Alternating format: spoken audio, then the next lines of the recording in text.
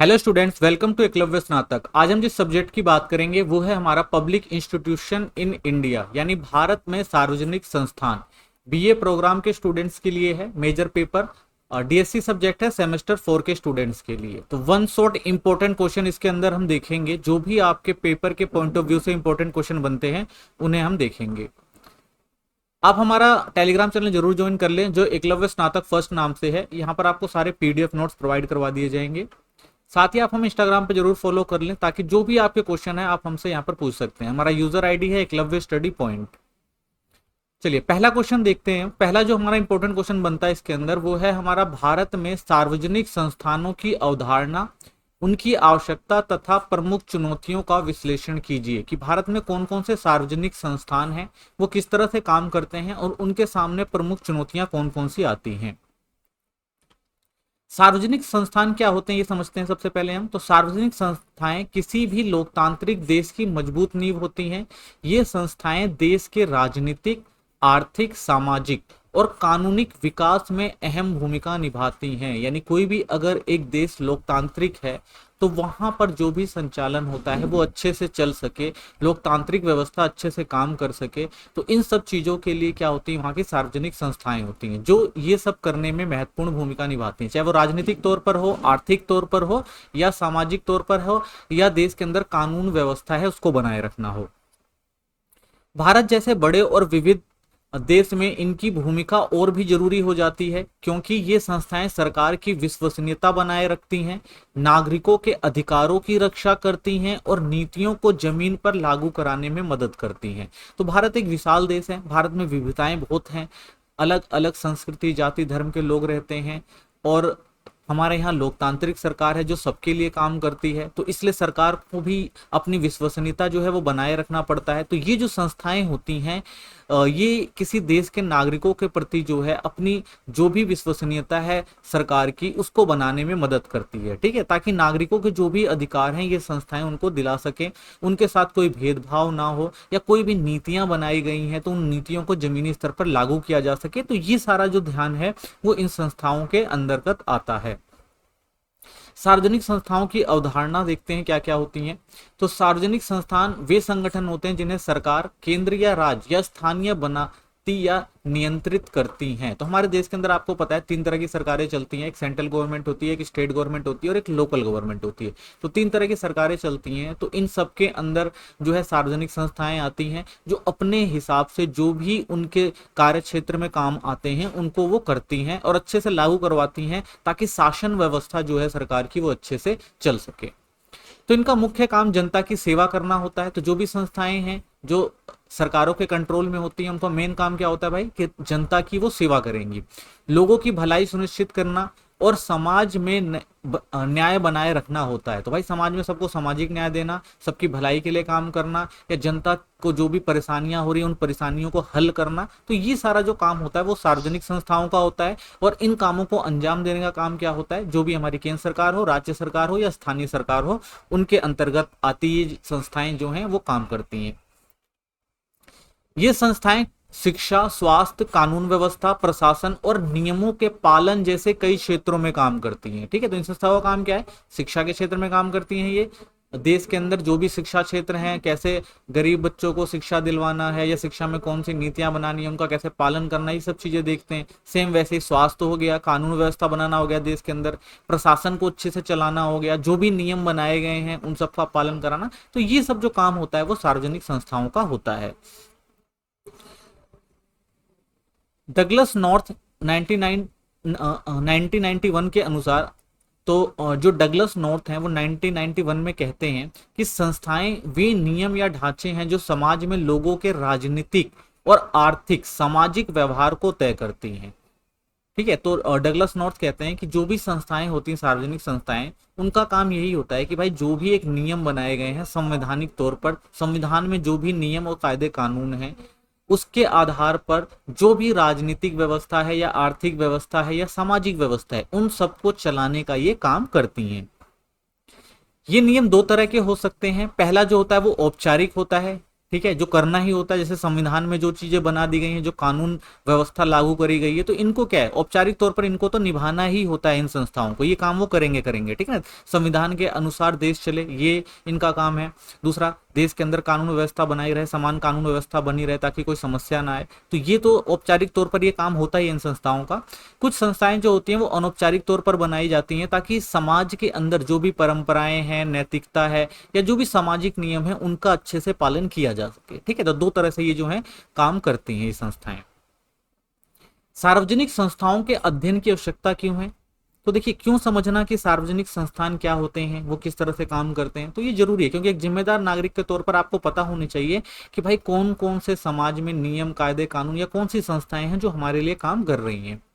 तो भारत जैसे बड़े और कई स्तरों पर चलने वाले लोकतंत्र में सार्वजनिक संस्थाओं का अध्ययन बहुत जरूरी होता है। इसके कई कारण हो सकते हैं, क्योंकि भाई भारत एक बड़ा लोकतांत्रिक देश है, बहुत सारी सार्वजनिक संस्थाएं हैं, वो किस तरह से काम करती हैं अलग अलग स्तर पर। तो एक अच्छे नागरिक के तौर पर अगर आपको समझ आता है तो आप समझ सकते हैं कि भाई संस्थाओं में हमें कहाँ पे किस तरह से काम करवाना है, या अगर कोई समस्या है तो कैसे हम इन संस्थाओं के द्वारा जो भी अपने समस्याओं का निदान करवा सकते हैं।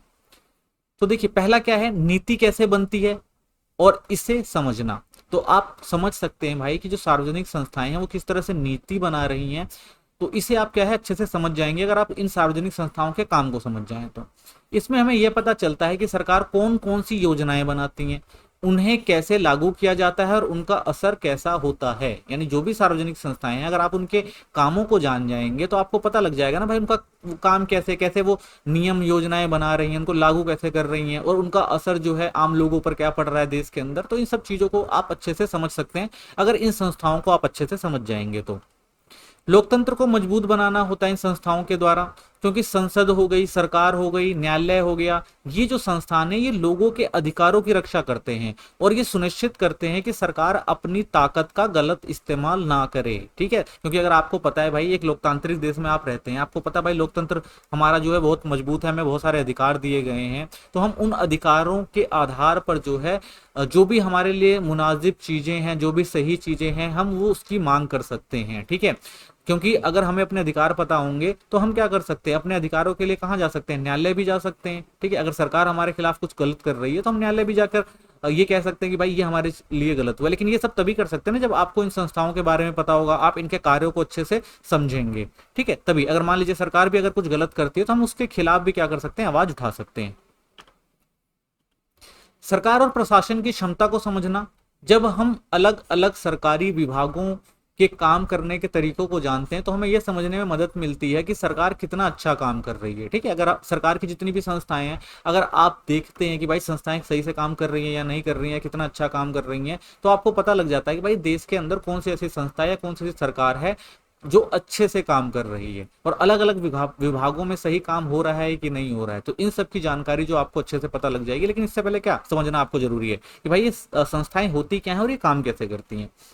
सामाजिक न्याय और जिम्मेदारियां, सार्वजनिक संस्थाएं ये सुनिश्चित करती हैं कि समाज में सभी लोगों के साथ बराबरी का व्यवहार हो और हर किसी का भला हो। तो भाई जितनी भी सार्वजनिक संस्थाएं हो गई देश के अंदर, वो सारी संस्थाओं का काम क्या होता है कि भाई सभी लोगों के लिए बराबरी का दर्जा देना, बराबरी का व्यवहार करना, ठीक है, ताकि किसी एक को लाभ ना हो, सभी को लाभ हो, सभी का भला हो सके। जैसा कि आसिम सिन्हा ने कहा है 2020 में कि किसी भी संस्था का अध्ययन करते समय उसके ढांचे, यानी जब भी हम किसी भी संस्था के बारे में जानते हैं, समझते हैं, तो हमें सबसे पहले उसके ढांचे के बारे में पता लगना चाहिए कि भाई वो किस तरह से बना हुआ है, ठीक है। जो संस्था बनाई गई है, जो वो काम कर रही है, उसके नतीजे क्या हैं, क्या वो बेहतर तरीके से काम कर रही हैं, और उसकी क्या कमजोरियां हैं, क्या जो संस्था बनाई गई है क्या वो सब काम अच्छे से कर रही है या मात्र फॉर्मेलिटी कर रही है, ठीक है, उसकी कमजोरियां क्या है। तो इन सबको समझना जरूरी हो जाता है। जब हम इन सबको समझेंगे तभी हमें समझ में आएगा कि भाई जो भी सरकारें हैं और जो भी उनकी सार्वजनिक संस्थाएं हैं, क्या वो ढंग से काम कर रही हैं, क्या उससे देश का कुछ भला हो रहा है, क्या आम नागरिकों को उसके अधिकार मिल रहे हैं। तो ये सारी चीजें समझ में आती हैं। भारत में सार्वजनिक संस्थाओं के प्रकार, अगर भारत में सार्वजनिक संस्थाओं की बात करें तो पहले हम समझ सकते हैं कि भाई भारत के अंदर बहुत सारी आपको संवैधानिक संस्थाएं मिलेंगी, जिसमें आपको चुनाव आयोग देखने को मिलेगा, जिसका काम क्या होता है, स्वतंत्र और निष्पक्ष चुनाव कराना।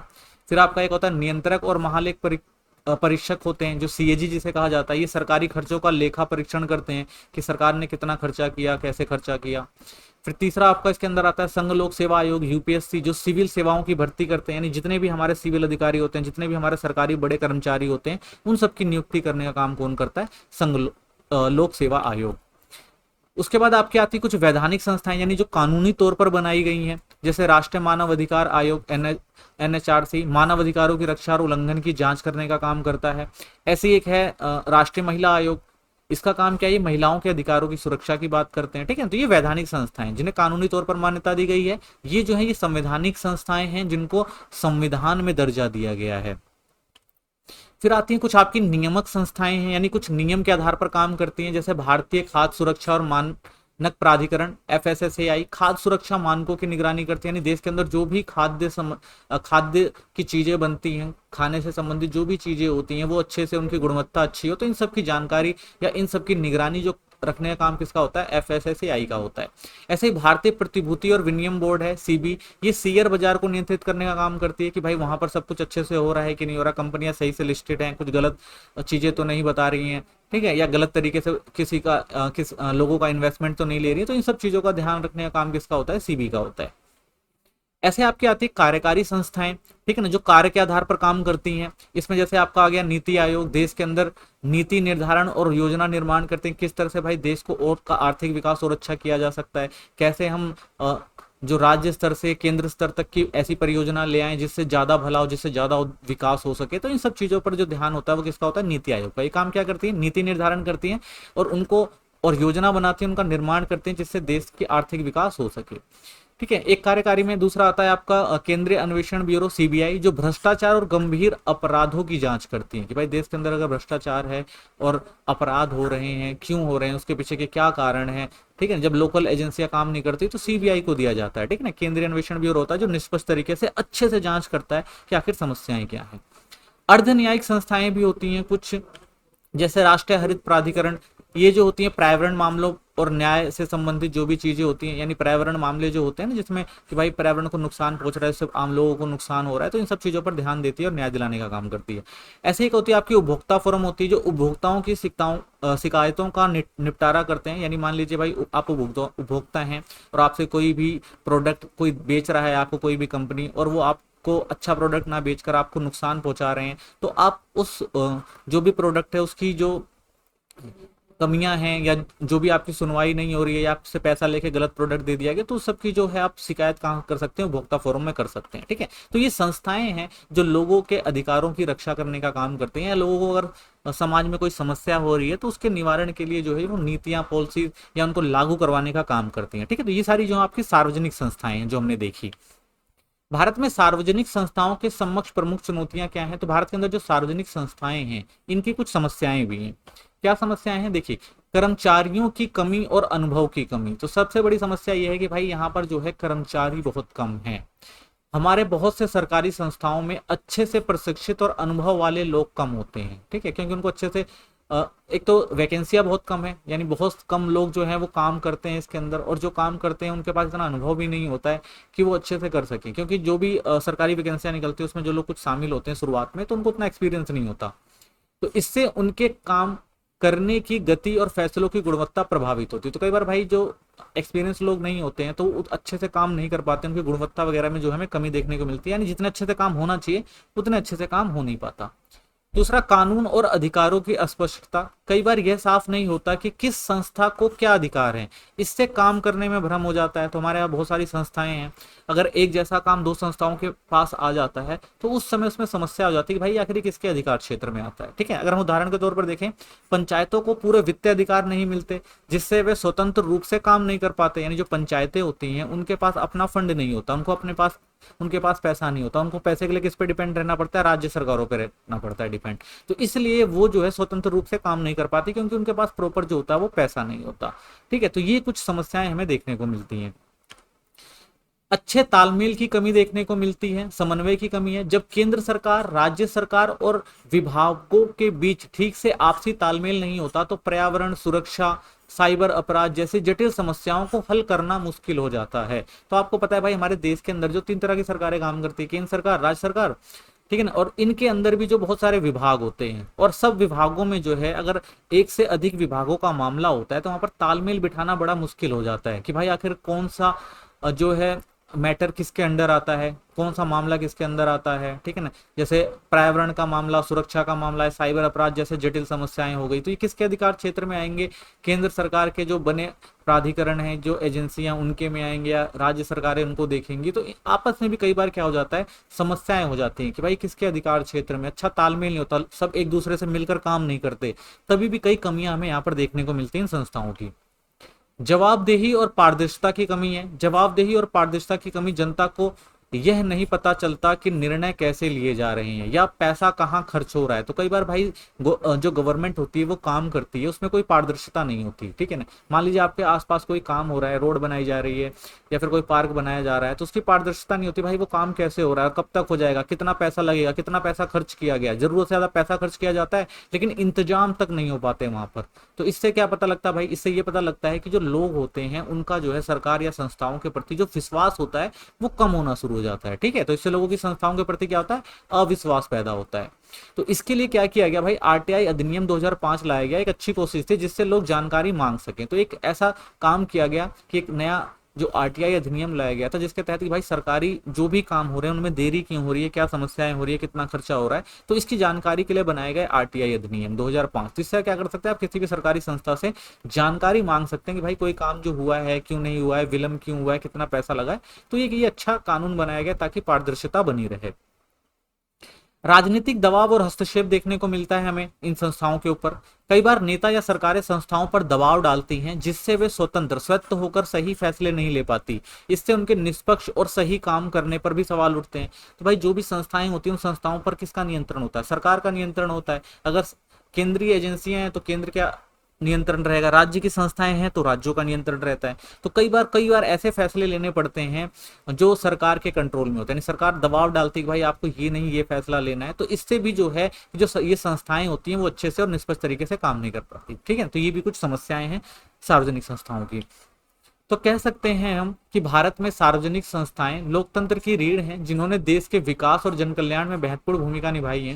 हालांकि आज ये संस्थाएं संसाधनों की कमी, राजनीतिक हस्तक्षेप और पारदर्शिता के अभाव जैसी कई चुनौतियों का सामना कर रही हैं, ठीक है। तो बहुत सारी समस्याएं भाई, एक तो क्या है कि इनके पास ये जो संस्थाएं हैं इनमें राजनीतिक हस्तक्षेप आपको देखने को मिल जाएगा, पारदर्शिता की कमी है भाई, वो जो काम होता है जमीनी स्तर पर वो दिखाई नहीं देता है कई बार, ठीक है। तो ये सारी चुनौतियां हैं। तो इन समस्याओं का सामान नीतिगत सुधार, संस्थाओं के बीच बेहतर समन्वय और जवाबदेही की ठोस व्यवस्था के माध्यम से ही संभव हो सकता है, ठीक है। अगर इसे ठीक करना है तो भाई क्या करना पड़ेगा, जवाबदेही देनी पड़ेगी, बेहतर समन्वय आपस में बिठाना पड़ेगा तीनों स्तर की सरकारों को। तो अतः सार्वजनिक संस्थाओं का अध्ययन केवल शैक्षणिक अभ्यास नहीं है बल्कि एक सशक्त, उत्तरदायित्व और पारदर्शी लोकतंत्र की दिशा में महत्वपूर्ण कदम है, ठीक है। तो हम जो हम सार्वजनिक संस्थाओं का अध्ययन करते हैं इसका मतलब ये नहीं कि भाई हम मात्र शिक्षा ग्रहण कर रहे हैं, कि भाई उनके बारे में जान रहे हैं। इससे क्या होता है, हमें पता लगता है कि भाई देश के अंदर क्या हो रहा है, कितनी पारदर्शिता है, लोकतंत्र में मजबूती कितनी है, क्या सही से काम हो रहे हैं नहीं हो रहे हैं। तो इन सब चीजों के बारे में भी अच्छे से हमें पता लगता है, ठीक है। चलिए नेक्स्ट क्वेश्चन देखते हैं। अगला हमारा क्वेश्चन है, नीति आयोग का उद्भव, संरचना, कार्य, दर्शन, उपलब्धियां एवं चुनौतियों को विस्तृत टिप्पणी कीजिए। कि भाई जो नीति आयोग है वो क्या है, उसका काम क्या है, उसकी संरचना कैसी है और उपलब्धियां और चुनौतियां क्या है।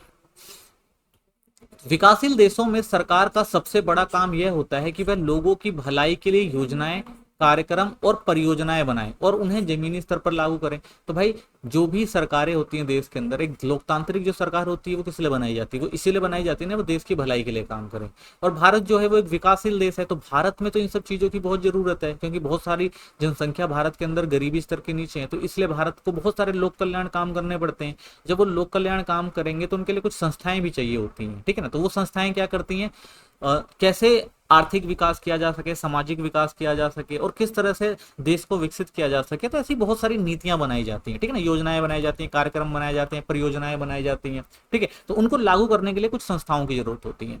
तो इस तरह का काम विकास प्रशासन कहलाता है। तो इसका मेन मकसद क्या होता है भाई, विकास करना होता है, जो समाज और अर्थव्यवस्था में बदलाव लाने के लिए योजनाबद्ध तरीके से काम करता है, ठीक है। तो ये संस्थाएं किस लिए बनाई जाती हैं कि भाई जो भी समाज में या अर्थव्यवस्था में जो बदलाव आए उसके लिए एक पहले से योजना और उसके आधार पर बदलाव लाया जाए ताकि बदलाव जो है वो अच्छे से जमीनी स्तर पर दिखाई दे।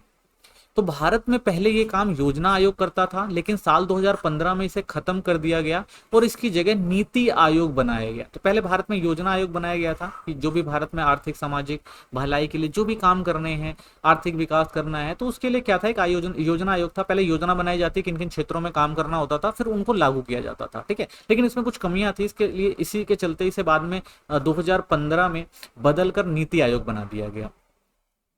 नीति आयोग का उद्देश्य था केंद्र और राज्य सरकारें मिलकर देश के विकास की योजनाएं बनाएं और उसे लागू करें, ठीक है। तो मेन मकसद क्या था, मेन मकसद यही था कि भाई केंद्र सरकार और राज्य सरकार दोनों मिलकर अच्छे से क्या कर सके, काम करे और देश में जो भी इंपॉर्टेंट चीजें हैं या देश का जो भी विकास हो सकता है उसके लिए एक साथ मिलकर काम करें, ठीक है। तो नीति आयोग की पहले हम ऐतिहासिक पृष्ठभूमि समझते हैं। तो भारत जैसे बड़े विविधता वाले देश में एक ऐसी संस्था की जरूरत लंबे समय से महसूस की जाती रही है जो पूरे देश के विकास की योजना बना सके, क्योंकि भारत विविधताओं से बड़ा देश है, एक बहुत बड़ा देश है और हर जगह देखें तो आर्थिक समानता आपको देखने को नहीं मिलेगी। कई क्षेत्र जो है काफी विकसित भी हैं और कई क्षेत्र काफी पिछड़े हुए हैं। तो इसके लिए क्या जरूरत थी भाई, योजना बनाकर और सही से समझना कि किस क्षेत्र पे कितना विकास किया जा सकता है, तो उसके लिए काम करना। तो योजना आयोग ने कई सालों तक पंचवर्षीय योजनाओं के जरिए देश के विकास में अहम भूमिका निभाई। तो ये काम किसको दिया गया था, पहले भाई योजना आयोग को दिया गया था। तो भारत के अंदर पंचवर्षीय योजना बनती थी, 5-5 सालों के लिए योजना बनाई जाती थी और उसके अंतर्गत आर्थिक विकास को हासिल करने के लिए काम किए जाते थे शुरुआती दौर में। लेकिन बाद में कुछ समस्याएं देखने को मिली। लेकिन जब देश में वैश्वीकरण उदारीकरण की प्रक्रिया शुरू हुई तो योजना आयोग के काम करने के तरीके की आलोचना होने लगी। तो भाई जब उदारीकरण आया तो उस समय क्या था, जो योजना आयोग था, जो योजना बना रहा था, वो कारगर तरीके से काम नहीं कर रहे थे। तो इसलिए बहुत सारे लोगों ने कहा भाई इसके काम करने का तरीका थोड़ा अच्छा नहीं है, तो इसमें कुछ सुधार किए जाने चाहिए। आलोचकों का कहना था कि योजना आयोग का तरीका बहुत केंद्रीकृत और ऊपर से आदेश देने वाला होता था। यानी ये कहा गया कि भाई जो भी काम किया जाता था, एक सेंट्रल गवर्नमेंट होती थी, वो प्लान बना लेती थी और उसके आधार पर ही कह दिया जाता था भाई जो भी राज्य सरकारें उसको फॉलो करेंगी। तो ये आलोचना करी गई कि भाई जो काम होता था वो क्या होता था, एक सेंट्रलाइज होता था। यानी केंद्र सरकार ने जो कह दिया वही लोगों राज्य सरकारों पर थोप दिया जाता था, उसके आधार पर काम किया जाता था, जिससे आपसी समन्वय नहीं बन पाता था, ठीक है, सहमति नहीं बन पाती थी, जिससे काम जो है वो अच्छे से हो नहीं पाता था। तो इसमें स्थानीय जरूरतों और अलग अलग राज्यों की विविधताओं का पूरा ध्यान नहीं रखा जाता था। तो वही चीज थी भाई कि राज्य जो कहते थे कि हमारे यहाँ विविधताएं, हमारे यहाँ अलग प्रकार की समस्याएं हैं, उन पर ज्यादा ध्यान देना चाहिए। लेकिन केंद्र सरकार जो होती है वो अपना एक पैमाना बना देती है और उसी के आधार पर हर राज्य में जो भी नीति बनाई, जो भी योजना बनाई गई उसे लागू करने का काम करता था, जो सही से काम नहीं हो पाता था। तो इसलिए क्या हुआ, इसकी आलोचना की गई। तो साल 2014 में योजना आयोग को समाप्त कर दिया गया और 1 जनवरी 2015 को इसकी जगह नीति आयोग बनाया गया, ठीक है। तो इन्हीं समस्याओं से निपटारे के लिए क्या किया गया, 1 जनवरी 2005 को एक नया आयोग, नीति आयोग, या यूं कहें कि भाई योजना आयोग ही था, उसको बदलकर नीति आयोग बना दिया गया।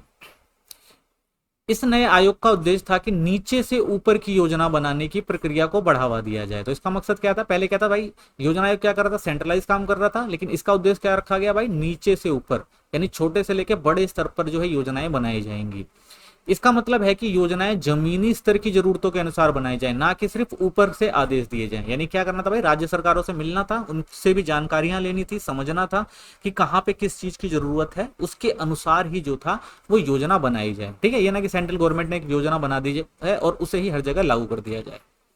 नीति आयोग का मूल्य दर्शन क्या है, तो देखिए अगर हम नीति आयोग के मूल दर्शन की बात करें तो इसके अंदर हमें क्या देखने को मिलता है, सहकारी संघवाद। यानी नीति आयोग एक ऐसी सोच पर काम करता है जिसे सहकारी संघवाद कहा जाता है। संघवाद का मतलब आपको पता ही है कि भाई केंद्र स्तर से लेके और निचले स्तर तक, स्थानीय स्तर तक की जब सरकारें मिलकर काम करती है तो उन्हें क्या कहा जाता है, संघवाद कहा जाता है, ठीक है ना। एक साथ मिलकर जो काम करना, यानी सबको समान समान अधिकार दिए जाते हैं, जो जिस क्षेत्र में जैसा होता है उसको उसके क्षेत्र के आधार पर अधिकार दे दिए जाते हैं और उसके आधार पर वो अपने लेवल पर काम करते हैं वहां की जनता के लिए।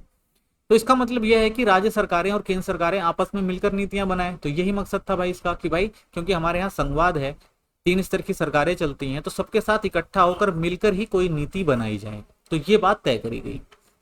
योजना आयोग की तुलना में नीति आयोग राज्यों की भागीदारी को और ज्यादा बढ़ावा देता है, जिससे राज्य अपने हिसाब से अपनी जरूरतों समस्याओं को नीति में शामिल करते हैं। तो इससे फायदा ये हुआ कि भाई राज्य सरकार और केंद्र सरकार में इस बात पर सहमति बनी कि भाई जो राज्य सरकारें हैं वो अच्छे से समझती हैं कि उनके किस क्षेत्र में जो है विकास की जरूरत है, कौन सी समस्याएं हैं, तो उनको ही नीति बनाने के लिए पहले अपनी जो प्रतिक्रिया देनी हो, कि वो बताएं कि भाई किन किन जगहों पर जो है बदलाव किए जा सकते हैं, ठीक है। तो उन्हीं चीज को क्या किया जाएगा, शामिल किया जाएगा। इससे पूरे देश के लिए बेहतर और स्थानीय जरूरतों के अनुसार योजनाएं बना पाना संभव हुआ। तो इससे क्या हुआ कि भाई कि जो स्थानीय स्तर की जरूरतें हैं उनके आधार ही योजना बनाई जाए और उन पे ही काम किया जाए ताकि उससे ज्यादा फायदा मिले। नीति आयोग के 7 स्तंभ हैं। नीति आयोग के 7 मूलभूत स्तंभों पर कार्य करता है, जैसे प्रो पीपल यानी जन केंद्रित, जनता के हितों के लिए नीतियां बनाना। प्रोएक्टिव सक्रियता, समस्याओं से पहले समाधान तैयार कर लेना। तीसरा जो है भागीदारी यानी केंद्र, राज्य, विशेषज्ञ और जनता की सहभागिता, यानी केंद्र सरकार, राज्य सरकार, ठीक है ना, विशेषज्ञ भी इसमें शामिल होते हैं, साथ में जनता की भी सहभागिता होती है कि भाई किन क्षेत्रों में काम करने की जरूरत है। सशक्तिकरण है लोगों और राज्यों के निर्णय लेने में सक्षम बनाना, कि भाई लोग जो हैं वो निर्णय ले कि किस क्षेत्र में काम करना है, उनकी मूलभूत समस्याएं क्या है, उन पे काम किया जाए। समावेशन, सभी वर्गों के विकास में शामिल किया जाता है, हर वर्ग के लोगों के विकास के लिए इसके अंदर काम किया जाता है, ठीक है ना, गरीब हो अमीर हो, ठीक है ना, और किसी भी जाति वर्ग धर्म का हो, तो सबके लिए जो होता है जैसी नीतियां बनाई जाती हैं यहाँ पर। समता है, सभी को समान अवसर और अधिकार देने का काम होता है कि भाई कि इसके अंदर जो भी नीतियां बने सबको समान अवसर और अधिकार दिए जाए। पारदर्शिता मेन होती है भाई, खुले और जवाबदेह ढंग से कार्य करना, कि भाई सबको बता के चलना है क्या काम होगा, कैसे काम होगा, ठीक है ना, और अगर कुछ कमियां रह जाती हैं तो उसकी जवाबदेही भी तय करना होता है, ठीक है। तो ये 7 जो कॉन्सेप्ट थे उसके आधार पर नीति आयोग जो है वो काम करता है, ठीक है। तो ये 7 जो है आपको याद रखने हैं। नेक्स्ट आता है आपका, यह 7 स्तंभ नीति आयोग का एक आधुनिक, उत्तरदायी और सहभागी संस्थान बनाते हैं। तो कह सकते हैं भाई कि जो ये 7 स्तंभ है ये क्या करते हैं, आधुनिक बनाते हैं नीति आयोग को, ठीक है ना, उत्तरदायी बनाते हैं और सहभागी। तो ये संस्था क्या, ये जो संस्था है नीति आयोग, इससे भाई आधुनिकता पर विचार करके काम किया जा रहा है और जो काम हो रहा है उसके लिए सबको बताना पड़ता है भाई कि किस तरह से किया जा रहा है, क्या काम है, ये उत्तरदायी है, ठीक है ना, बताती है कि समस्याएं कहाँ हैं और समस्याओं को कैसे दूर किया जा सकता है या क्या क्या काम किया जा चुका है। तो ये सारा काम जो होता है वो बताना होता है, ठीक है ना, और सबको लेकर चलती है, ठीक है ना, छोटे स्तर से लेकर बड़े स्तर तक का काम हो रहा है, राज्य सरकार, केंद्र सरकार, आम जनता, ठीक है ना, जो भी विशेषज्ञ, तो इन सबको लेकर काम कर रही है। इसका मतलब ये संस्था जो है वो अच्छे से काम कर रही है। नीति आयोग की प्रमुख योजनाएं और पहल, नीति आयोग ने कौन कौन से काम किए हैं, देखिए, अटल इनोवेशन मिशन AIM देश में नई योजना और स्वरोजगार को बढ़ावा देने के लिए शुरू की गई कई योजनाएं हैं, ठीक है। तो अटल इनोवेशन एक मिशन रखा गया जिसके अंदर ये है कि भाई नई खोजें करी जाएं, ठीक है, स्वरोजगार को जो है वो उत्पन्न किया जाए ताकि ज्यादा से ज्यादा लोगों को रोजगार मिल सके। तो इन सारी योजनाओं को इसके द्वारा ही शुरू किया गया है। तो इससे छात्रों और युवाओं के नए विचारों पर काम करने का मौका मिलता है। तो भाई जो भी नए जो रोजगार क्रिएट कर सके, युवा अगर कुछ करना चाहते हैं तो उनको ऐसा माहौल दिया जा सके, ठीक है, उनको ऐसी जगह दी जा सके, उनको मदद की जा सके और उनके लिए अलग से नीतियां बनाई जा सके, जिससे क्या हो सके कि जो हमारे यहाँ जो है जो भी नए विचार हैं वो सामने आए और लोग अच्छे से इस पर काम कर सके। महिला उद्यमिता कार्यक्रम, इसका उद्देश्य है कि महिलाओं को आर्थिक रूप से मजबूत बनाया जाए ताकि वे अपने व्यवसाय शुरू कर सके और आत्मनिर्भर हो सके, ठीक है। तो इसमें महिलाओं के लिए भी काम किया गया है कि भाई वो आर्थिक रूप से मजबूत हो सके, तो उनको नई चीजें सिखाई गई हैं, व्यवसाय शुरू करने के लिए लोन वगैरह प्रोवाइड करवाना या उन्हें बताना कि भाई किस तरह से आप और व्यवसाय तौर पर काम कर सकते हैं, ठीक है। तो आत्मनिर्भर बनाने के लिए ये भी योजना नीति आयोग के तहत शुरू करी गई थी। न्यायिक प्रदर्शन सूचकांक, इससे अदालतों की काम करने की क्षमता और गति को मापा जाता है ताकि न्यायिक व्यवस्था को बेहतर बनाया जा सके, ठीक है। तो कुछ न्यायिक प्रदर्शन सूचकांक बनाए गए हैं कि भाई जो अदालतों तक जो भी केस जाते हैं, ठीक है, उनको जो है सही से निपटारा किया जा सके और ज्यादा अच्छे से जो न्यायिक व्यवस्था को ठीक बेहतर बनाया जा सके, लोगों की जो भी समस्याएं उनको जमीनी स्तर पर या लोकल लेवल पर क्या क्या कर सुलझाया जा सके। तो ये सारी जो नीतियों के तहत बहुत सारी चीजें शुरू करी गई हैं। 117 आकांक्षी जिलों की पहचान की गई है। देश के सबसे पिछड़े जिलों को चिन्हित कर यहाँ पर स्वास्थ्य हो गया, शिक्षा हो गया, पोषण, बुनियादी सुविधाएं बेहतर बनाने की योजना बनाई गई है, ठीक है। तो 117 जिलों में जो है आकांक्षी जिले हैं उनके ऊपर विशेष तौर पर काम किया जा रहा है इसके अंतर्गत, और खास तौर पर जो शिक्षा का क्षेत्र है, स्वास्थ्य और पोषण सुविधाओं का। ग्राम भंडारण योजना, ग्रामीण इलाकों में फसलों को सुरक्षित रखने के लिए भंडारण सुविधा विकसित करना, ये काम किया गया है ताकि किसान अपनी उपज को लंबे समय तक रख सकें और अच्छा दाम पा सकें, ठीक है। तो इन सब चीजों पर भी क्या है काम किया जा रहा है योजना आयोग की तरफ से, नीति आयोग की तरफ से। नीति आयोग की प्रमुख उपलब्धियां क्या हैं, तो प्रमुख उपलब्धियों में पहला हम देखते हैं अटल टीयरिंग लैब्स जो बनाए गए हैं। इसमें क्या किया जाता है, नीति आयोग ने स्कूलों में नवाचार को बढ़ावा देने के लिए अटल टिंगरिंग लैब्स की शुरुआत की है। इससे बच्चे वैज्ञानिक सोच और तकनीक प्रयोग करना सीखते हैं। तो ये क्या है, आधुनिकता की तरफ एक कदम रखा गया है, जिसके अंतर्गत शुरुआती स्तर पर यानी स्कूल लेवल पर ही बच्चों को क्या करना है, उनके अंदर वैज्ञानिक सोच विकसित करना है, तकनीकी प्रयोग सिखाना है, ताकि और ज्यादा मॉडर्नाइज किया जा सके स्कूल सिस्टम को। ठीक है, नई तकनीकों को बढ़ावा देना। नीति आयोग ने कृत्रिम बुद्धिमत्ता, ब्लॉकचेन जैसी उन्नत तकनीकों को अपनाने की योजनाएं बनाई हैं। इसका मकसद है कि भारत तकनीकी रूप से एक मजबूत देश बने। ठीक है ना, तो कृत्रिम बुद्धिमत्ता जो आपका एआई वगैरह हो गया, ठीक है ना, और भी जो नई डिजिटल टेक्नोलॉजी है, तो इन सब चीजों को लेकर चलने की बात कही है, जिससे और ज्यादा क्या किया जा सके, अच्छा बनाया जा सके सिस्टम तकनीकी तौर पर, ताकि मजबूत देश बन सके। ठीक है ना, आर्थिक विकास हो सके और लोग ज्यादा आधुनिक बन सके।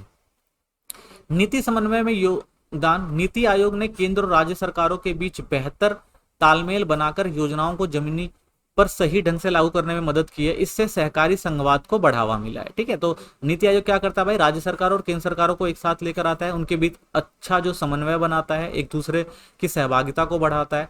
ठीक है ना, तो इसे क्या कहा गया, इसे सहकारी संघवाद कहा गया है, क्योंकि दोनों मिलकर अगर काम करेंगे तो और ज्यादा बेहतर तरीके से काम किया जा सकता है सभी क्षेत्रों के अंदर।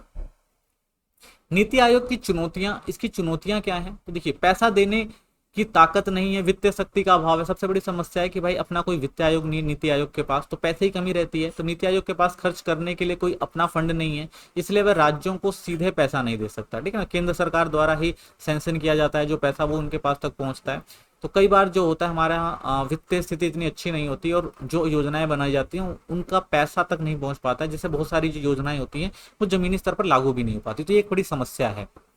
निवेश को बढ़ाने में सीमित भूमिका है। नीति आयोग के पास निजी या सरकारी निवेश को सीधे प्रभावित करने का अधिकार नहीं है, जिससे इसका असर सीमित हो जाता है। ठीक है, तो इनके पास कोई अपना फंड तो होता नहीं है, और डायरेक्ट जो नीतियां बना के वो डायरेक्ट लागू भी नहीं कर सकती, क्योंकि फंड की कमी होती है।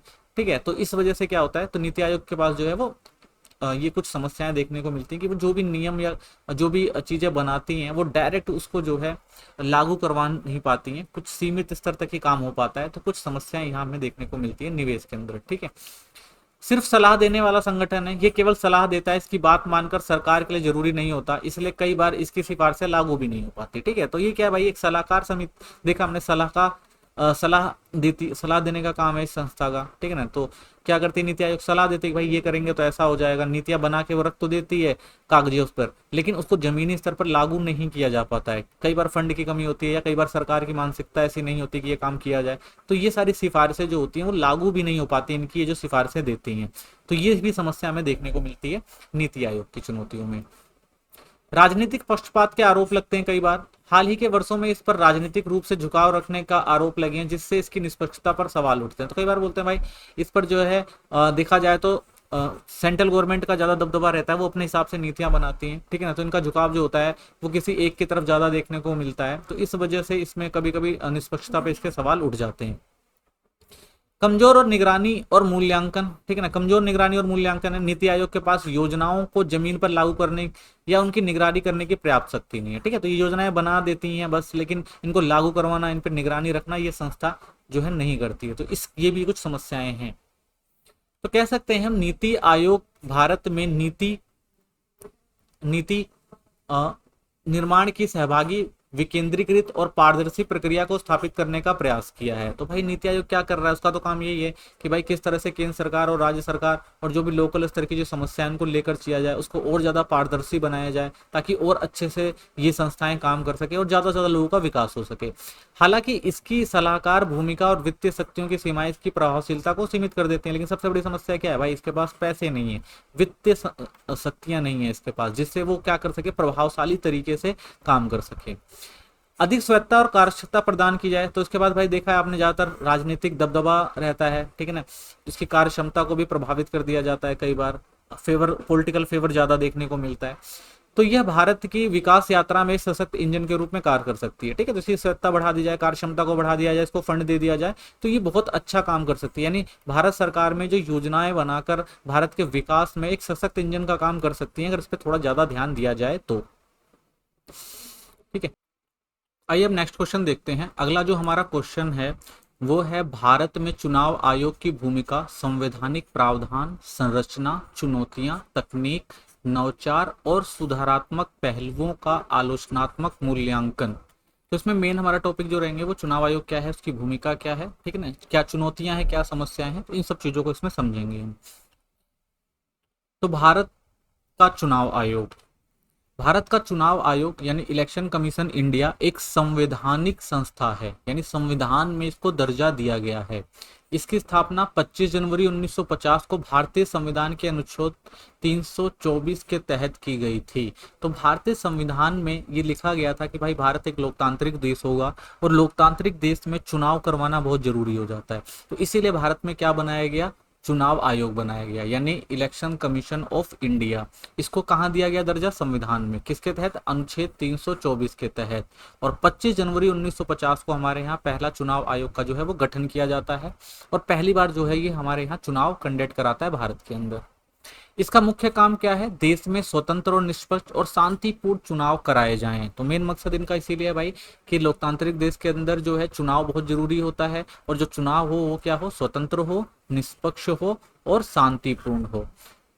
चाहे वह लोकसभा का चुनाव हो, राज्य विधानसभा का हो, राष्ट्रपति का हो या उपराष्ट्रपति का हो। तो जो भी चुनाव भारत के अंदर हो, जिस भी पोस्ट के लिए हो, वो सब क्या हो, अच्छे से हो, यानी स्वतंत्र हो, निष्पक्ष हो, शांतिपूर्ण तरीके से हो। इसलिए हमारे यहाँ क्या बनाया गया, चुनाव आयोग बनाया गया। चुनाव आयोग लोकतंत्र की बुनियाद को मजबूत बनाने में बहुत महत्वपूर्ण भूमिका निभाता है। क्यों, क्योंकि भाई किसी भी लोकतांत्रिक देश में जब तक निष्पक्ष चुनाव नहीं होगा तब तक हम उसे एक लोकतंत्र नहीं कह सकते। और चुनाव आयोग क्या करता है, इसे बखूबी अंजाम देता है। तो वो क्या करता है, एक निष्पक्ष चुनाव करवा के एक लोकतंत्र व्यवस्था को और ज्यादा मजबूत करने का काम करता है। जैसा कि मुजफ्फर और सैडलर 2002 में कहते हैं, बिना प्रभावशाली चुनावी व्यवस्था के सच्चा लोकतंत्र नहीं चल सकता। ठीक है, तो इनका कहना है भाई जब तक कोई एक अच्छा प्रभावशाली चुनावी व्यवस्था नहीं होगी, जब तक निष्पक्ष चुनाव नहीं कराए जाएंगे, तब तक कोई जो है लोकतंत्र चल ही नहीं सकता। संवैधानिक आधार और शक्तियां, तो संवैधानिक आधार क्या है इसका, तो अनुच्छेद 324 से 329 तक चुनाव आयोग से जुड़े नियम दिए गए हैं। तो हमारे संविधान के अंदर अनुच्छेद जो हमारा 324 से 329 तक है उसमें ये बकायदा लिखा गया है कि चुनाव आयोग किस तरह से काम करेगा। तो अनुच्छेद 324 क्या कहता है, यह चुनाव आयोग को चुनावों की निगरानी, निर्देशन, नियंत्रण की पूरी शक्ति देता है कि भाई जब भी देश के अंदर चुनाव होंगे पूरी निगरानी किसके कंट्रोल में होगी, चुनाव आयोग के। ठीक है ना, सारे निर्देश देश के अंदर जो भी चुनाव से संबंधित है वो कौन देगा, वो चुनाव आयोग देगा। ठीक है, पूरा नियंत्रण रखेगा कि देश के अंदर कहीं कोई गड़बड़ी ना हो रही हो। इसका मतलब है कि सभी चुनाव यानी लोकसभा हो गया, विधानसभा हो गया, राष्ट्रपति हो गया या उपराष्ट्रपति की देखरेख का जिम्मा चुनाव आयोग के पास है। यानी देश के अंदर जो भी चुनाव होगा, छोटे से लेकर बड़ा चुनाव, उन सब चुनावों में चाहे वो लोकसभा का हो, विधानसभा का हो, राष्ट्रपति का हो या उपराष्ट्रपति का, सब पे निगरानी किसकी होती है, चुनाव आयोग की होती है। चुनाव आयोग की संरचना कैसी है, इसमें एक मुख्य चुनाव आयुक्त होता है और अन्य चुनाव आयुक्त होते हैं जिन्हें राष्ट्रपति नियुक्त करता है। तो एक मुख्य चुनाव आयुक्त होता है और अन्य भी कुछ चुनाव आयुक्त होते हैं। अनुच्छेद 325 से 329 में क्या कहा गया है, इन अनुच्छेदों में चुनाव से जुड़े कई अहम मुद्दे को स्पष्ट किया गया है। जैसे समान मताधिकार, यानी सभी को वोट देने का समान अधिकार होगा, ये बात रखी गई है।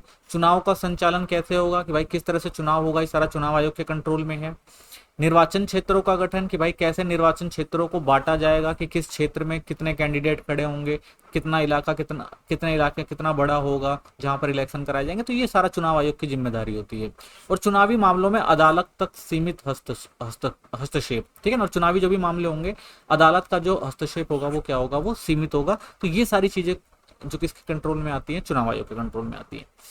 संरचना एवं कार्यप्रणाली को अगर देखें तो एकल से बहुसदस्यीय निकाय में बदलाव है। ठीक है ना, तो इसमें बहुत सदस्य यानी एक तो मेन होता ही है, उसके साथ ही बहुत सारे और सदस्य इसमें शामिल होते हैं। पहले चुनाव आयोग में केवल एक सदस्य मुख्य चुनाव आयुक्त होता है, लेकिन 1993 में यह 3 सदस्यीय आयोग बन गया। ठीक है, तो 1993 से पहले क्या था, सिर्फ एक व्यक्ति होता था, एक मुख्य चुनाव आयुक्त होता था, लेकिन बाद में इसमें बदलाव करके इसे 3 सदस्य बनाया गया, जिसमें एक मुख्य चुनाव आयुक्त और 2 अन्य चुनाव आयुक्त होते हैं। ठीक है, क्योंकि इतना बड़ा देश है और इतने बड़े देश में चुनाव की जिम्मेदारी एक व्यक्ति के ऊपर थोड़ी ज्यादा व्यस्तता डालती थी, इसलिए 3 लोगों की टीम बनाई गई इसके अंदर। ठीक है, एक मुख्य चुनाव आयुक्त और 2 जो है अन्य चुनाव आयुक्त बनाए गए इसके अंदर 1993 के बाद। निर्णय लेने की प्रक्रिया, आयोग अपने सभी फैसले आपसी सहमति, सर्वसहमति से लेता है, यानी सभी सदस्य मिलकर निर्णय लेते हैं। तो जो भी निर्णय लिया जाता है वो सारे सदस्य मिलकर लेते हैं चुनाव आयोग के। स्वतंत्र सचिवालय और प्रशासनिक सहयोग, चुनाव आयोग का अपना एक स्वतंत्र सचिवालय होता है जो चुनाव से जुड़ा प्रशासनिक काम संभालता है। ठीक है, तो इनका क्या है भाई, जो एक प्रशासन, क्योंकि इतना बड़े देश में चुनाव कंडक्ट कराना है, चुनाव करवाना है, तो इनका क्या है, खुद का एक जो सचिवालय होता है जहां पर सारे जितने भी अधिकारी होते हैं उनको चुनाव से संबंधित जो भी चीजें होती हैं वो बताई जाती हैं। ठीक है ना, और जो भी देश के अंदर चुनाव होते हैं, जो भी चीजें प्रशासनिक व्यवस्था होती है चुनाव से संबंधित, तो वो सारा काम जो होता है यहाँ पे किया जाता है। चुनाव कराने के लिए आयोग केंद्र और राज्यों के अधिकारों और कर्मचारियों से सहयोग लेते हैं, जैसे डीएम, एसपी, शिक्षक आदि। तो भाई चुनाव आयोग जो चुनाव करवाता है वो अकेले तो कर नहीं सकता, क्योंकि इतनी वर्कफोर्स नहीं होती, इतने लोग नहीं होते उनके पास। तो वो क्या करते हैं, राज्य के ही जो अधिकारी होते हैं, सरकारी अधिकारी, उनसे ही क्या करते हैं, चुनाव के टाइम में काम करवाते हैं और उनसे ही चुनाव में भागीदारी लेकर और चुनाव को सफल बनाते हैं। उसके अंदर जो भी आपके हो गए, वहां के जो भी प्रशासनिक अधिकारी हो गए, जैसे डीएम हो गया, एसपी हो गया, जो शिक्षक हो गए, इन सब की मदद से जो भी चुनाव होते हैं वो चुनाव आयोग के द्वारा कराए जाते हैं। मुख्य चुनौतियां क्या है, नियुक्तियों में पक्षपात का आरोप लगता है कई बार। मुख्य चुनाव आयुक्त जो होता है और जो अन्य चुनाव आयुक्त होते हैं उनकी नियुक्तियों में सरकार बहुत अधिक दखल होता है, जिससे निष्पक्षता पर सवाल उठते हैं। तो कई बार ये कहा जाता है कि भाई जो भी मुख्य चुनाव आयुक्त हैं या जो अन्य चुनाव आयुक्त हैं उनकी जो नियुक्ति करवाने का काम किसके हाथ में होता, कौन करवाता है, वो सरकार करवाती है नियुक्ति। ठीक है, नाम वगैरह देना या सिफारिश वगैरह करना वो सरकार करती है। तो इससे ये होता है कि जो भी नया चुनाव आयुक्त होता है उसकी निष्पक्षता ठीक नहीं होती, वो उसका पक्ष किसकी तरफ होगा, नॉर्मल सी बात है भाई, जिसने वो पोस्ट दिलवाई है उसकी तरफ होगा। तो कई बार कहा जाता है कि वो सरकार के फेवर में काम करते हैं। कार्यकाल की सुरक्षा में भेदभाव होता है कई बार। तो कई बार क्या होता है, जो मुख्य चुनाव आयुक्त होता है उसको हटाना बहुत मुश्किल है। अगर मान लीजिए ढंग से काम नहीं कर रहा तो उसको हटाना बहुत मुश्किल होता है, जैसे सुप्रीम कोर्ट के जज को हटाना। लेकिन अन्य चुनाव आयुक्तों को सरल तरीके से हटाया जा सकता है, जिससे उनकी स्वतंत्रता पर असर पड़ता है। तो भाई जो मुख्य चुनाव आयुक्त है उसको तो आराम से नहीं हटा सकते। ठीक है ना, जैसे प्रोसीजर होता है जज को हटाने का, सेम वैसे ही प्रोसीजर जो होता है महाभियोग वगैरह लगा के वो चुनाव आयुक्त को भी हटाया जाता है। लेकिन जो अन्य होते हैं उनको क्या होता है, उनको हटाया जा सकता है। तो इसका मतलब क्या, अगर वो मुख्य चुनाव आयुक्त की बात को मानने से इनकार कर देंगे तो क्या उनको आसानी से हटाया जा सकता है। तो इसका मतलब क्या है, उनकी स्वतंत्रता पर तो असर बढ़ेगा ना, वो स्वतंत्र रूप से काम नहीं कर सकते। तो ये कुछ चुनौतियां हमें देखने को मिलती है। राजनीतिक अपराधीकरण, जिन उम्मीदवारों पर आपराधिक मुकाबले चल रहे हैं उन्हें चुनाव लड़ने से रोकने के लिए कानून सीमित है, जिससे अपराधी भी राजनीति में आ जाते हैं। तो भाई चुनाव आयोग का काम क्या है, निष्पक्ष अच्छा चुनाव करवाना। ठीक है, लेकिन इसमें क्या होता है, बहुत सारे ऐसे आपराधिक लोग होते हैं जो भी इसमें भाग लेते हैं, जिससे यहाँ पर क्या होता है, धन का, बल का प्रयोग होकर भी चुनाव लड़ा जाता है। तो इन सब चीजों की जो निगरानी है वो भी ढंग से नहीं हो पाती है। तो ये भी एक समस्या है। शहरी मतदाता सूची में गड़बड़ी कई बार देखने को मिलती है। तेजी से हो रहे शहरीकरण की वजह से शहरों में लोगों के नाम मतदाता सूची में ठीक से दर्ज नहीं होते, जिससे वोट डालने में दिक्कत आती है। ठीक है, कई बार आप देखते हो कई लोगों के जो होते हैं वो नाम कट जाते हैं वोटर लिस्ट से। ठीक है, तो ये सब समस्याएं देखने को मिलती है, क्योंकि तेजी से शहरीकरण होता है और शहरीकरण में कई सारे लोग जो होते हैं वो अपना मतदाता सूची में नाम जो है वो नहीं रखवा पाते, जिससे वजह, या फिर कई बार नियमित रूप से मतदान न देने से उनके नाम भी काट दिए जाते हैं। और कई बार सीमांकन क्षेत्र बदलता है, उस समय बहुत सारी समस्याएं होती हैं। ठीक है, तो इस वजह से भी नाम कट जाते हैं। तो कुछ ऐसी समस्याएं भी कई बार देखने को मिलती हैं। तकनीकी नवाचार, कुछ तकनीकी सुधार किए गए हैं जो चुनाव आयोग ने चुनाव करवाने के लिए, जैसे ईवीएम और वीवीपीटी मशीनों का उपयोग शुरू किया गया है। 2003 से भारत में सभी चुनावों में ईवीएम यानी इलेक्ट्रिक वोटिंग मशीन का उपयोग किया जा रहा है। 2014 में 1.7 मिलियन से भी ज्यादा ईवीएम मशीनों का इस्तेमाल किया गया था चुनाव के लिए। वीवीपैट यानी वोटर वेरिफेबल पेपर ऑडिट ट्रायल से वोट की पुष्टि का भरोसा बढ़ा है। यानी क्या होता है, जब भी आप वोट देने जाएंगे तो वोट में क्या होगी, एक पर्ची सी निकलती है। उस पर्ची में क्या होता है, उस मतदाता का जो भी चुनाव चिन्ह होता है और नाम होता है, जिससे आपको पता लग जाता है कि भाई जो पर्ची निकली आपने उस पर वोट डाला है। तो ये भरोसा कायम करने के लिए भाई कोई गड़बड़ी ना हो जाए, तो इससे हर वोट की एक पर्ची निकलती है जिससे मतदाता देख सकता है। ठीक है ना, कि भाई जिसको वोट डाला है वही उसी को वोट पड़ा है या नहीं। तो ये कुछ तरीके अपनाए गए हैं ताकि तकनीक को और अच्छे से बनाकर और ज्यादा पारदर्शिता लाकर अच्छे से चुनाव और जल्दी चुनाव कराए जा सके। डिजिटल ऐप और प्लेटफॉर्म हैं बहुत सारे। INCORE, उम्मीदवारों के नामांकन और परिणामों का डिजिटल प्रबंधन किया गया। यहाँ से आप जानकारी इकट्ठा कर सकते हैं उम्मीदवारों की और जो भी नामांकन है और भी चीजें। ठीक है ना। सी विजिल, आम लोग चुनावी गड़बड़ी जैसे पैसे बांटने की शिकायत मोबाइल ऐप से कर सकते हैं, अगर आपको लगता है भाई चुनाव में कुछ गड़बड़ियां हो रही हैं तो।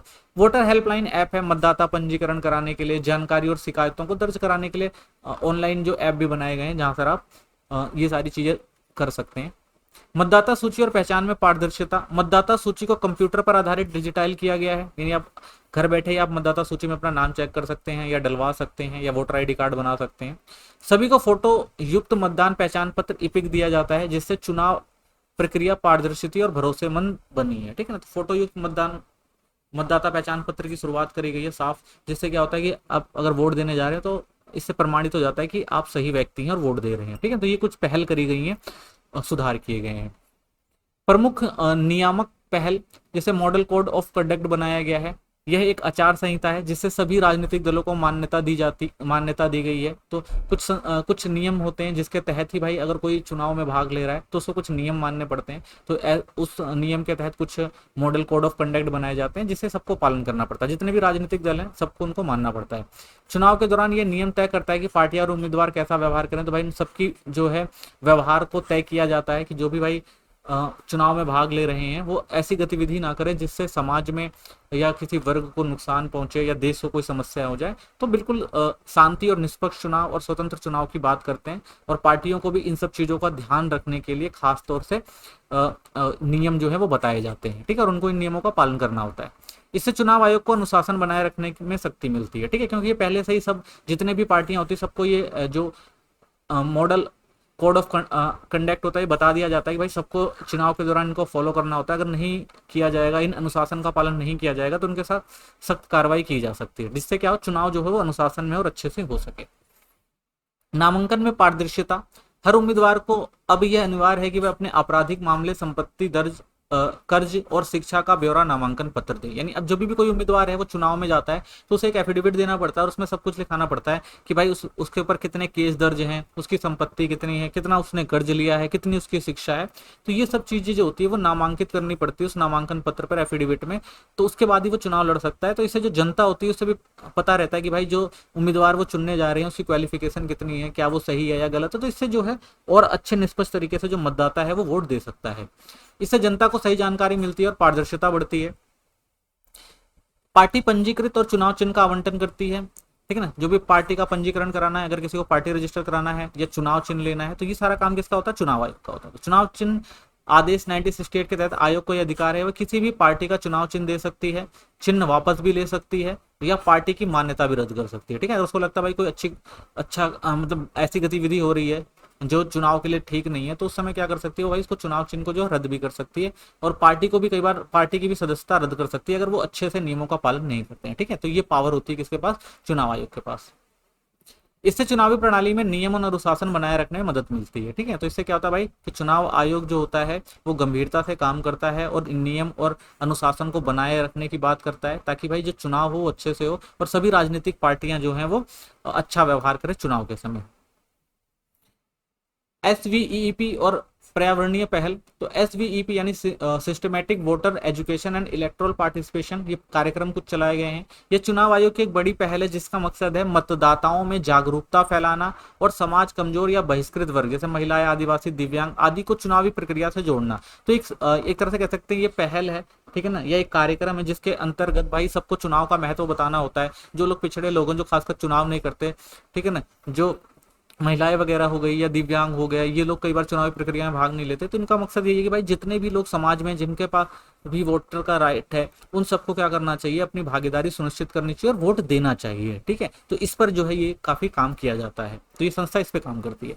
इसके तहत क्या होता है भाई, लोगों को जागरूकता फैलाने के लिए नुक्कड़ नाटक किए जाते हैं, रैलियां निकाली जाती है, मीडिया द्वारा प्रचार किया जाता है, स्कूल कॉलोनियों में अभियान चलाए जाते हैं ताकि लोग क्या हो सके, ज्यादा से ज्यादा चुनाव में भाग ले सके। ग्रीन इलेक्शन की पहल है। आयोग ने उम्मीदवारों और पार्टियों से अपील की है कि वे सिंगल यूज प्लास्टिक का इस्तेमाल ना करें। यानी कि कई बार आप देखते हैं उम्मीदवार और पार्टियां होती हैं वो जब अपना कैंपेन चलाती हैं, रैलियां वगैरह निकालती हैं तो उसमें बहुत सारी ऐसी चीजें, कागज वगैरह हो गए, पन्नी वगैरह हो गई, ये सब चीजों का यूज करते हैं जिससे क्या होता है पर्यावरण को नुकसान होता है। तो इन सब को कम करने के लिए इनका सिंगल यूज प्लास्टिक की बात करते हैं भाई कि ऐसी चीज का यूज ना करें जिससे पर्यावरण को नुकसान हो सके। तो चुनाव प्रचार इको फ्रेंडली, पर्यावरण हितैषी सामग्री जैसे कपड़े के बैनर, डिजिटल प्रचार और पुनः उपयोगी चीजों का उपयोग करने की सलाह देती है। ठीक है, इसका उद्देश्य है कि चुनाव प्रक्रिया में पर्यावरण के लिए भी जिम्मेदार हो। यानी जब चुनाव प्रक्रिया है उसमें ऐसा ना हो कि भाई आप पर्यावरण को नुकसान पहुंचाएं, तो इसको भी ध्यान में रखते हुए चुनाव प्रक्रिया को आगे बढ़ाने की बात करते हैं। तो कह सकते हैं भारत का चुनाव आयोग लोकतंत्र की रक्षा और मजबूती में एक प्रभावशाली और निर्णायक भूमिका निभाने वाली संस्था बन चुका है। यद्यपि इसकी संरचना, नियुक्ति प्रक्रिया और शहरी मतदाता जागरूकता जैसे क्षेत्रों में सुधार की अभी भी आवश्यकता है, फिर भी इसकी तकनीक दक्षता, सामाजिक समाशोधन की प्रतिबद्धता और स्वतंत्र कार्य प्रणाली ने इसे वैश्विक स्तर पर एक आदर्श चुनावी संस्था के रूप में स्थापित किया है। ठीक है, तो भारत की जो चुनाव आयोग है वो काफी सशक्त है, अच्छे से चुनाव होता है हर साल, हर 5 साल के बाद जिस भी क्षेत्र में चुनाव होता है चुनाव अच्छे से अंजाम दिया जाता है। ठीक है, जो भी लोकतांत्रिक व्यवस्था है उनका पालन किया जाता है। अतः लोकतांत्रिक मूल्य को बनाए रखने के लिए संस्था की निरंतर सुदृढ़ता और पारदर्शिता अत्यंत आवश्यक है। ठीक है, और जो चुनाव आयोग है उसने अच्छे से काम भी किया है, उसने लोकतंत्र को और ज्यादा मजबूत किया है, जो भी लोकतांत्रिक व्यवस्था है उसको बनाए रखने में महत्वपूर्ण भूमिका निभाई है और आगे भी ऐसे काम करता रहेगा। ऐसी पारदर्शिता हमें देखने को मिलेगी चुनाव आयोग के द्वारा। ठीक है, चलिए नेक्स्ट क्वेश्चन देखते हैं। अगला हमारा क्वेश्चन है, भारत में पुलिस व्यवस्था का ऐतिहासिक विकास, संरचनात्मक जटिलताएं, राजनीतिक हस्तक्षेप, मानवाधिकार उल्लंघन और तकनीकी नवचारों की पृष्ठभूमि में समकालीन सुधार की आवश्यकता पर प्रकाश डाली है। तो इसमें हम समझेंगे भाई कि भारत में पुलिस व्यवस्था कैसी है, उसका इतिहास कैसा रहा है, किस तरह से वो काम करती है, कौन सी उनके लिए समस्याएं हैं, इन सब चीजों को इसमें समझते हैं।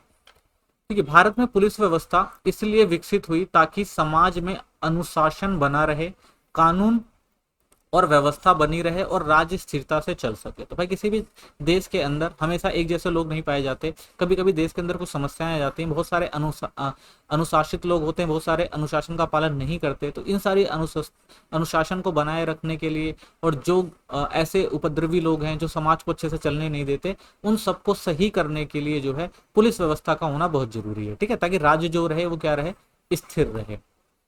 तो ये व्यवस्था बहुत पुरानी समय से चली आ रही है और समय के साथ साथ बदलती भी रही है। तो ये जो व्यवस्था है ये बहुत पुरानी है। समाज जो भी एक समाज होता है उस समाज के अंदर ऐसे नियम बनाए जाते हैं जिस नियम का फॉलो करते हुए और समाज को अच्छे से रखा जा सके। अगर उस समाज में कोई गलत व्यवहार करता है तो उसको दंड दिया जाए। तो ये सारी व्यवस्था बहुत पहले से चली आ रही है और एक संस्था जो है हर क्षेत्र में ये काम करती रही अलग अलग नामों से।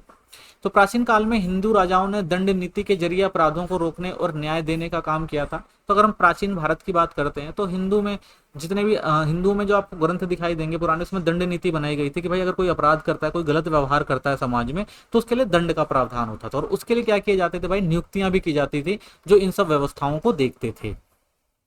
आज के लोकतांत्रिक भारत में पुलिस एक तकनीक के रूप में से सक्षम और संगठित व्यवस्था बन गई है और अगर आज के दौर में देखें तो उसे पुलिस कहा जाता है। ठीक है ना, ये सारा काम किसके अंदर आता है, पुलिस के अंदर, जो तकनीकी रूप से सक्षम है और संगठित है, जो क्या करती है भाई, नागरिकों की सुरक्षा, अपराध को नियंत्रण करना, कानून के पालन में अहम भूमिका निभाना। तो ये सारा काम किसके अंदर आता है, पुलिस के अंदर ही आता है सारा काम।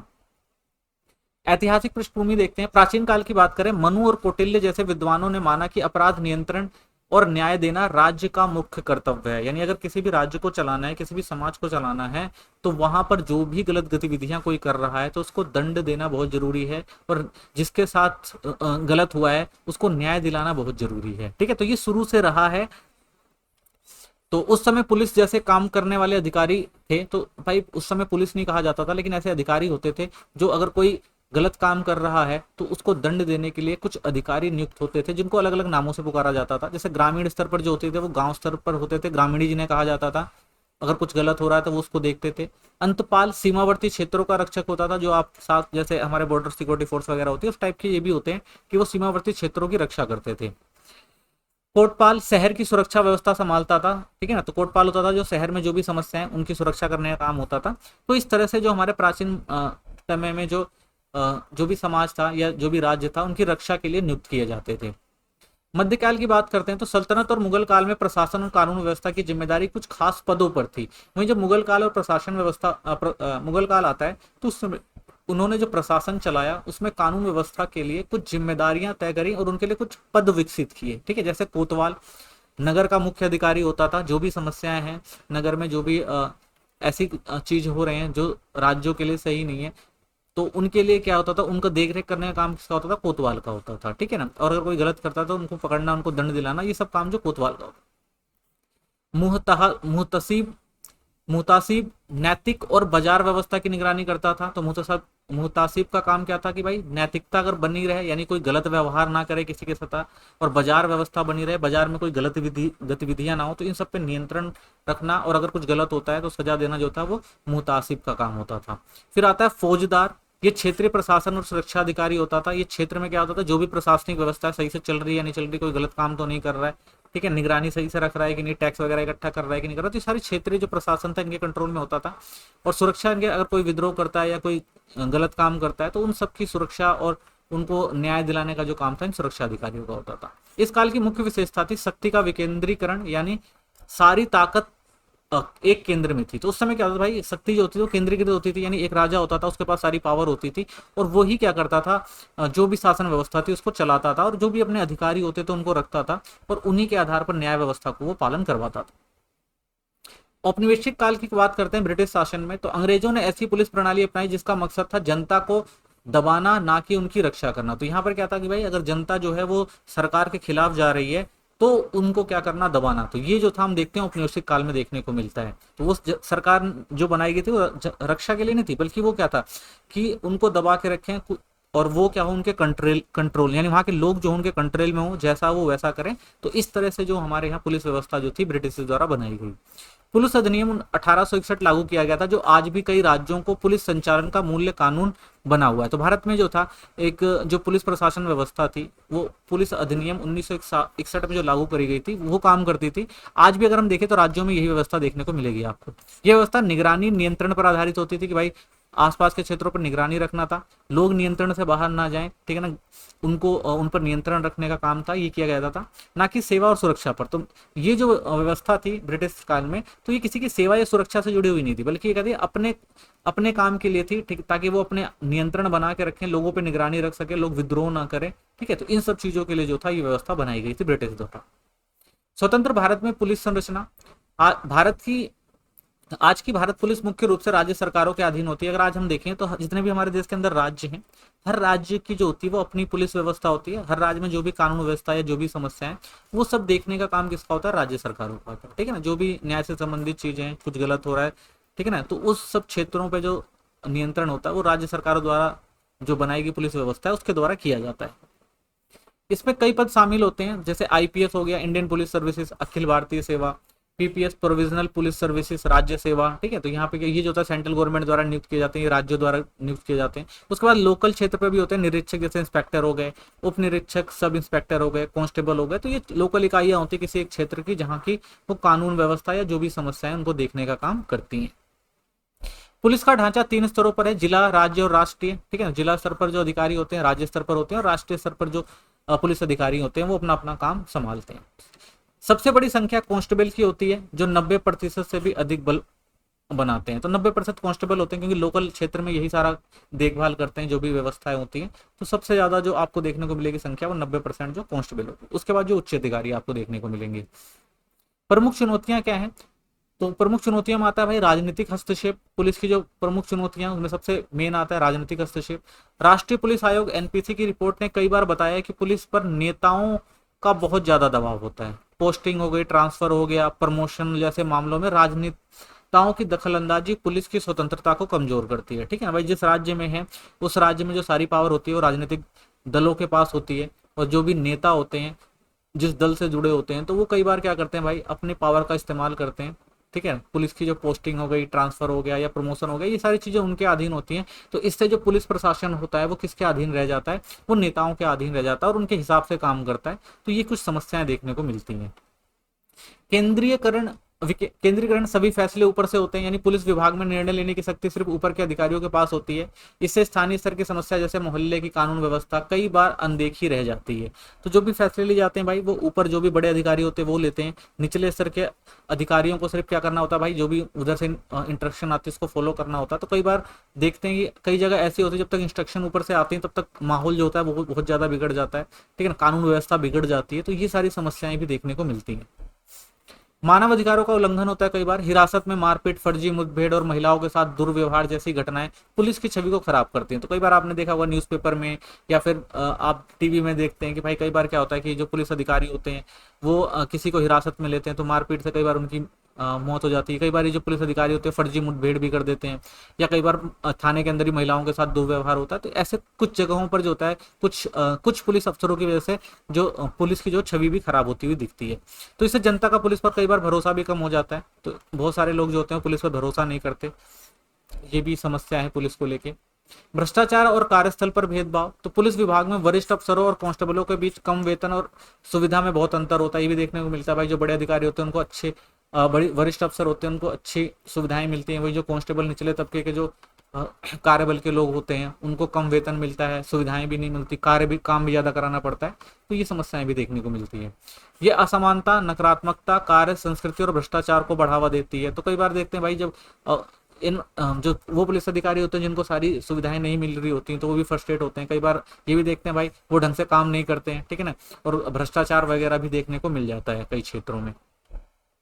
प्रशिक्षण की कमी है, ज्यादातर पुलिस कर्मियों को नई तकनीक या व्यावहारिक प्रशिक्षण नहीं दिया जाता। तो पुलिसकर्मी एक बार भर्ती हो जाते हैं भाई तो एक जगह रहते हैं तो उनकी तकनीक में कोई ज्यादा सुधार देखने को नहीं मिलता, उनको व्यावहारिक प्रशिक्षण नहीं दिया जाता, ठीक है ना, मॉनिटरिंग नहीं करी जाती, उनको सिखाया नहीं जाता अच्छे से भाई किस तरह से बिहेव करना है, ठीक है। तो ये सब चीजें भी जो है थोड़ी समस्या क्रिएट करती हैं, जिससे वे आधुनिक अपराध जैसे साइबर क्राइम या संवेदनशील मामलों को ठीक से नहीं संभाल पाते हैं, ठीक है। तो कई बार ऐसा भी होता है भाई तो क्षेत्रों में जो होता है साइबर क्राइम होता है, क्योंकि भाई वो तकनीकी रूप से इतने सक्षम नहीं है तो साइबर क्राइम जैसे अपराधों को रोक नहीं पाते हैं, ठीक है ना, क्योंकि उनके पास व्यावहारिक प्रशिक्षण नहीं होता। तो कई बार संवेदनशील जो मामले होते हैं वो वहां पे अच्छे से व्यवहार नहीं कर पाते, जिससे मामला जो होता है वो कई बार और ज्यादा बिगड़ जाता है, परिस्थितियां जो होती हैं और ज्यादा खराब हो जाती हैं। तो ये समस्या भी देखने को मिलती है।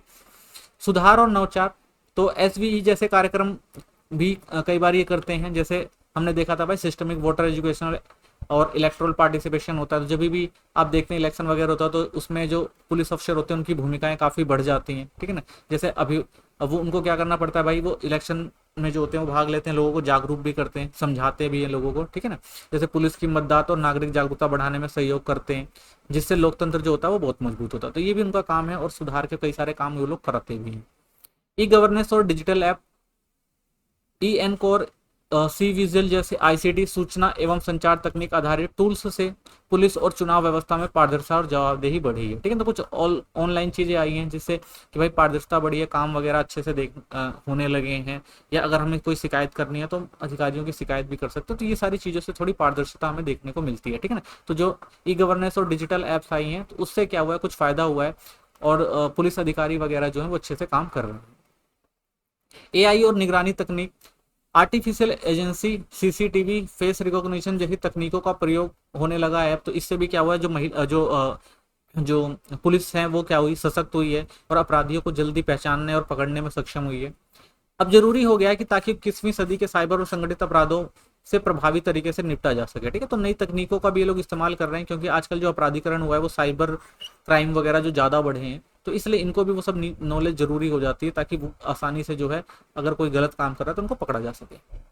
पुलिस की जवाबदेही तय करना, राष्ट्रीय पुलिस आयोग एनपीसी और मानवाधिकार संगठनों ने सिफारिश की है कि पुलिस की कार्यप्रणाली पर न्यायालय की निगरानी होनी चाहिए, जिससे वह जनता के प्रति जिम्मेदार बने, ठीक है। तो पुलिस की जवाबदेही तय करना, तो भाई राष्ट्रीय पुलिस आयोग ये चाहता है कि मानवाधिकार संगठनों ने भी कई बार इनसे ये कहा है, जो मानवाधिकार संगठन ये चाहते हैं कि भाई जो भी पुलिस अधिकारी काम करते हैं उनके काम की समीक्षा होनी चाहिए और निगरानी रखी जानी चाहिए न्यायालय के द्वारा कि वो सही से काम कर रहे हैं कि नहीं कर रहे हैं। तो उनकी जवाबदेही नहीं होनी चाहिए न्यायपालिका की तरफ कि भाई वो अपना काम ढंग से कर रहे हैं या नहीं कर रहे हैं। प्रदर्शन का नया मूल्यांकन तरीका, पुलिस अधिकारियों के काम का मूल्यांकन सिर्फ रिपोर्ट या आंकड़ों के आधार पर नहीं होना चाहिए, बल्कि यह देखा जाना चाहिए कि जनता संतुष्ट है या नहीं है और पुलिस का व्यवहार निष्पक्ष है या नहीं, ठीक है। तो मूल्यांकन करने के लिए भी जरूरी है भाई जनता की राय ली जाए कि क्या पुलिस सही से काम कर रही है या नहीं रही है, तो इसकी भी जरूरत है। तो कह सकते हैं हम भारत की पुलिस व्यवस्था एक जटिल ऐतिहासिक, राजनीतिक और तकनीकी पृष्ठभूमि में कार्य कर रही है। इसकी प्रभावशीलता बढ़ाने के लिए केवल संरचनात्मक और नीतिगत सुधार पर्याप्त नहीं। ये नहीं कि भाई सिर्फ कुछ नई तकनीकें और नई टेक्नोलॉजी या कुछ नए सुधार कर दिए जाएंगे तो व्यवस्था अच्छी हो जाएगी, बल्कि पुलिस बल की सोच, कार्य और संस्कृति भी गहरा परिवर्तन आवश्यक है। तो उनकी सोच में, उनके कार्य और संस्कृति में भी परिवर्तन लाना चाहिए, कार्य करने के तरीकों में भी थोड़ा परिवर्तन लाना चाहिए, जनता के साथ ज्यादा जुड़ना चाहिए। जब तक पुलिस को राजनीतिक हस्तक्षेप से मुक्त, सशक्त, उत्तरदायी और जनमुख नहीं बनाया जाता, और सबसे बड़ी बात है भाई उन पर नियंत्रण मुक्त होने चाहिए, ये राजनीतिक प्रेशर नहीं होना चाहिए, क्योंकि जब तक राजनीतिक प्रेशर होगा तब तक ये ढंग से काम कर ही नहीं सकते। तब तक नागरिकों की सुरक्षा, न्याय की स्थापना और लोकतंत्र की रक्षा अपनी भूमिका को पूर्ण रूप से निभा नहीं पाएंगे, ठीक है ना। अगर इनका कंट्रोल ऊपरी ताकतों पर ज्यादा होगा, दबाव ज्यादा होगा, तो ये जनता के लिए उस तरह से काम नहीं कर पाएंगे, ठीक है। तो इन सब चीजों पर भी थोड़ा ध्यान रखना जरूरी है।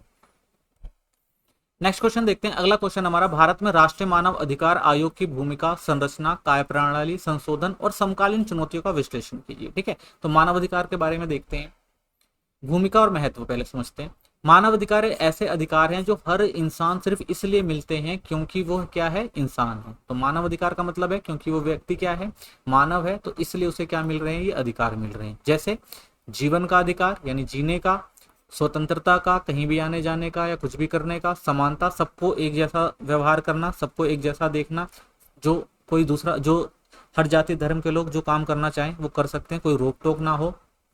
और गरिमा, ठीक है ना, उसके अपनी गरिमा का वो जो चाहे करना चाहे, स्वतंत्र हो, उस पर भारी दबाव ना हो, इसका ध्यान रखना। तो हर व्यक्ति के लिए ये चीजें जो है वो जरूरी है, तभी क्या होगा, वो अपने अधिकारों को आगे लेकर चल सकता है और अपना विकास कर सकता है। तो इन अधिकारों की रक्षा के लिए भारत सरकार ने राष्ट्रीय मानव अधिकार की स्थापना करी थी। तो इसीलिए भारत में क्या बनाया गया, राष्ट्रीय मानव अधिकार बनाया गया, आयोग बनाया गया, ताकि ये देख सके कि भारत के अंदर जो यहाँ के नागरिक, उनको स्वतंत्रता, समानता और गरिमा का जो है वो एहसास हो सके।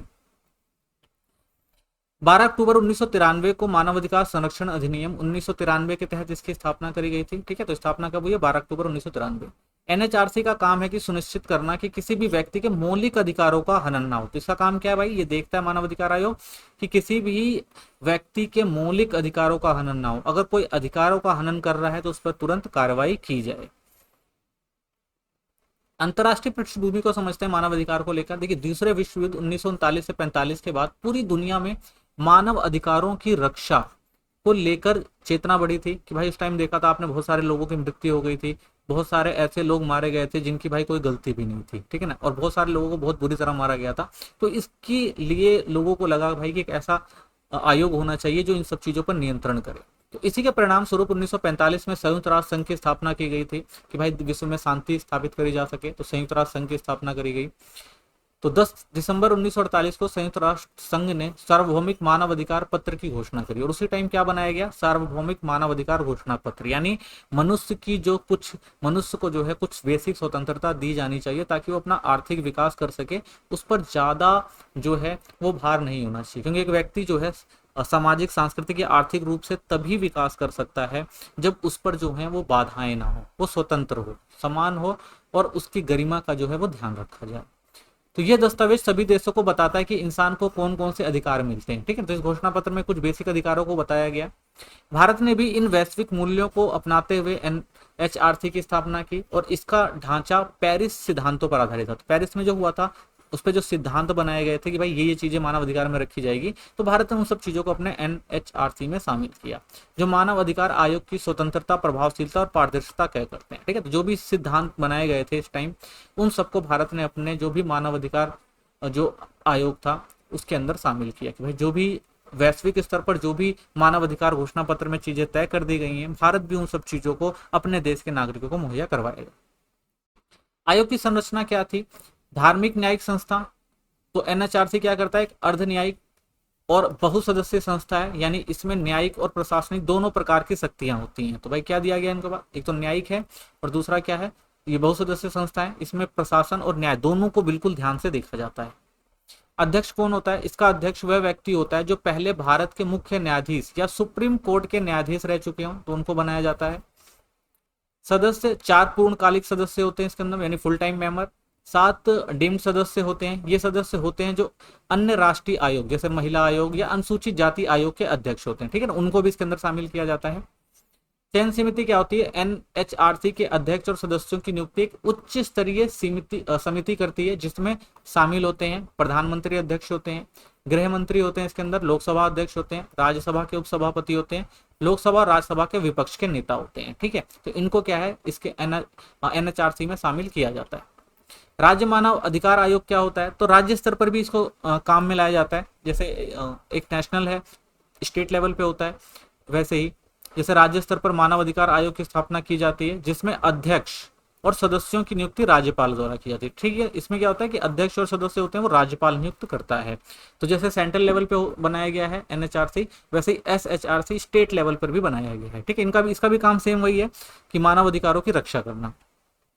राष्ट्रीय मानव अधिकार के संशोधन 2019 की प्रमुख बातें क्या थी, पहला ये था भाई अध्यक्ष की योग्यता में बदलाव किया गया। पहले केवल भारत के पूर्व मुख्य न्यायाधीश ही एनएचआरसी के अध्यक्ष बन सकते थे, अब कोई भी सुप्रीम कोर्ट का सेवानिवृत्त जो भी न्यायाधीश है इस पद के लिए पात्र होता है, ये तय कर दिया गया है।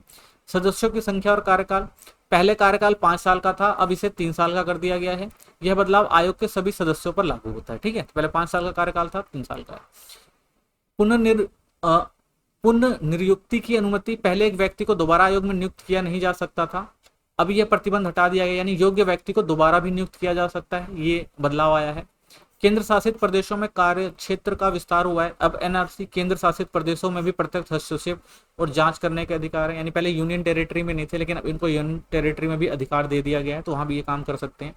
महिला और वंचित वर्गों की भागीदारी बढ़ी है, तो इससे क्या हुआ, महिला, बाल, अनुसूचित जाति, जनजाति आयोग के अध्यक्षों को एनएचआरसी में भी डीम सदस्य बनाया गया है। ठीक है, यानी हर वर्ग के लोगों को इसके अंदर शामिल किया जाता है ताकि इसको अच्छे से लागू किया जा सके, ताकि वंचित वर्गों की आवाज को शामिल किया जा सके। तो मेन मकसद क्या है कि भाई हर एक तबके के लोगों को इसके अंदर शामिल किया जा सके, इसलिए सब क्षेत्र के अध्यक्षों को भी इसमें शामिल कर लिया जाता है।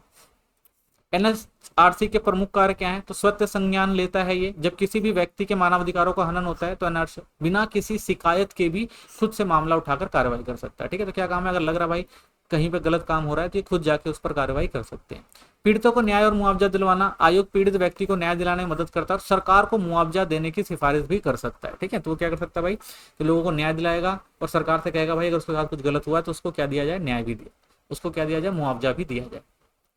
सरकार को सुझाव देना, एनआरसी सरकार को यह सलाह देता है कि ऐसी नीतियां बनाए जो मानव अधिकारों के अनुकूल हो और लोगों की गरिमा की रक्षा कर सके। ठीक है, तो इसका मेन मकसद क्या है कि ऐसी नीतियां बनाई जाए जो लोगों के अधिकारों के लिए हो, जिससे लोगों की गरिमा को रक्षा हो सके, उनको फायदा हो सके। ठीक है, जेलों और पुलिस थानों का निरीक्षण करना, आयोग समय समय पर जेलों और हिरासत केंद्रों और पुलिस थानों का निरीक्षण करता है ताकि ये सुनिश्चित किया जा सके कि वहां किसी का शोषण तो नहीं हो रहा है। ठीक है, तो जो भी सरकारी एजेंसियां हैं जहां पर लगता है भाई लोगों के साथ भेदभाव हो रहा है, तो उन संस्थाओं में भी जाकर जो ये हमारा एनएचआरसी है वो देख कर सकता है और वहां पे पता लगा सकता है भाई कहीं किसी का शोषण तो नहीं हो रहा है।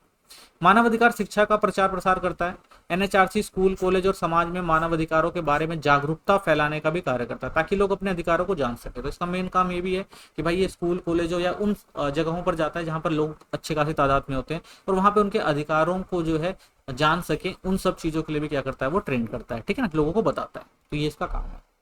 सफलताएं क्या है, संवेदनशील मामलों में सक्रिय भूमिका निभाता है, यानी ऐसे मामले जहां पर समस्याएं थोड़ा जटिल हो जाती है तो वहां पे जाकर उन समस्याओं को सुलझाने का काम करता है ये।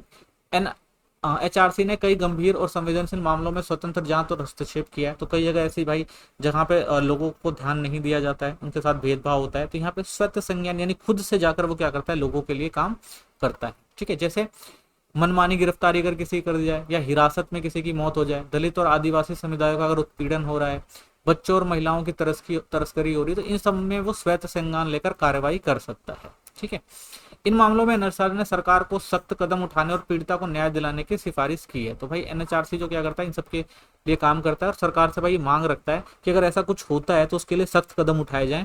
ठीक है ना, और पीड़ितों को तुरंत न्याय भी दिलवाया जाए।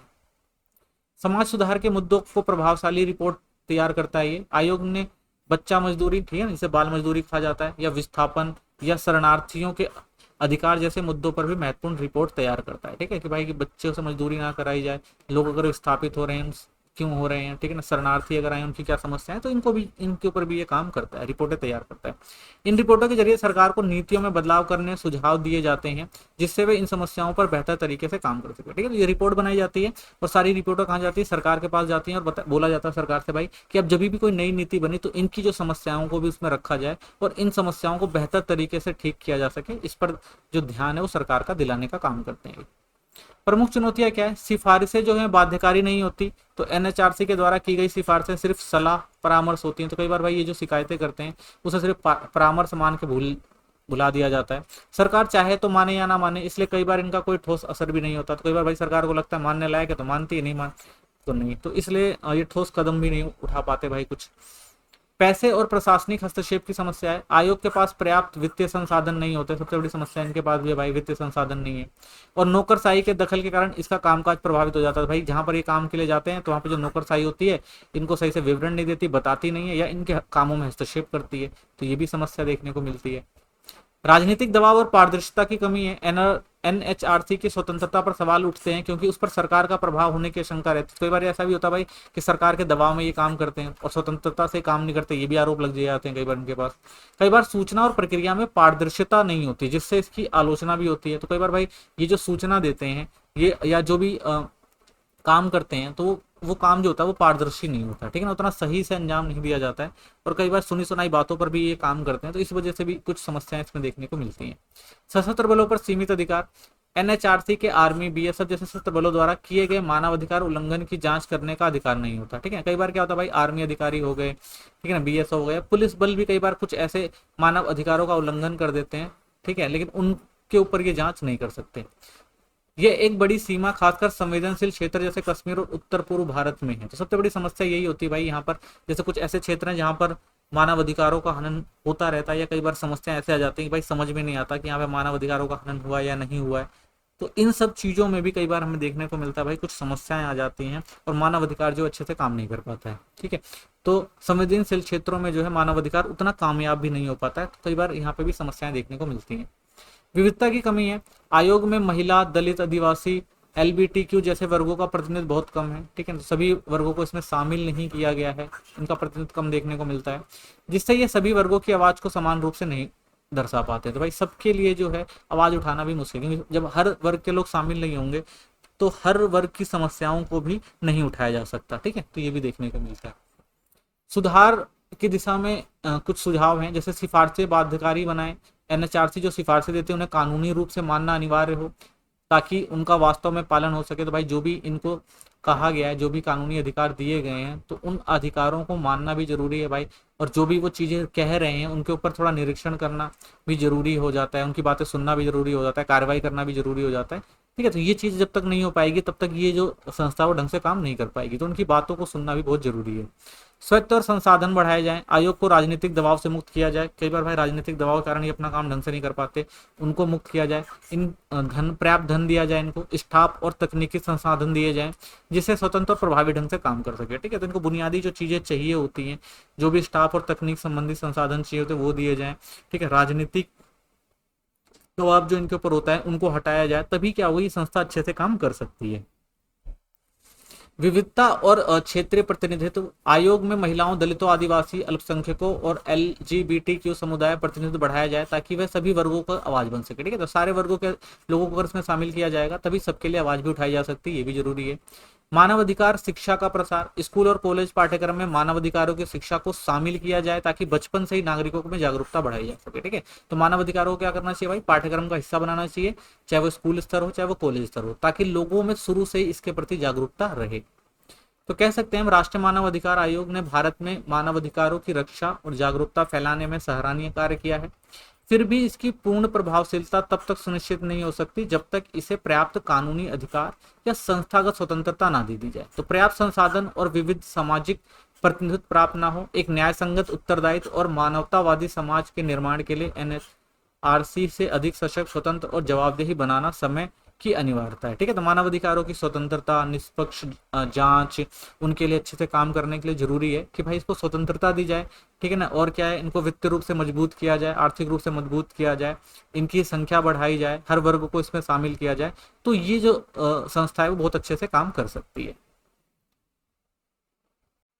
आइए हम नेक्स्ट क्वेश्चन देखते हैं। अगला जो हमारा क्वेश्चन है वो है, भारतीय रिजर्व बैंक की संगठनात्मक संरचना, कार्य और मौद्रिक नीति उपकरणों का विस्तृत विश्लेषण प्रस्तुत कीजिए, साथ ही इसकी विकासात्मक भूमिका और भारतीय अर्थव्यवस्था में इसके महत्व पर प्रकाश डालिए, ठीक है। तो इसमें समझेंगे हम आरबीआई की जो है भारत के अंदर में क्या भूमिका है, किस तरह से आरबीआई काम करता है।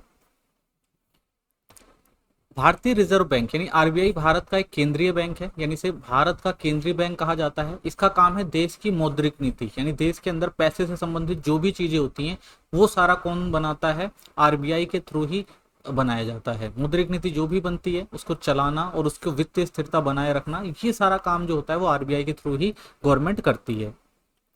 इसके मुख्य कार्य क्या है, तो इसका मुख्य कार्य है देश में नोट छापना, यानी जो भी मुद्रा जारी होती है भारत के अंदर वो सारी आरबीआई के द्वारा जारी की जाती है।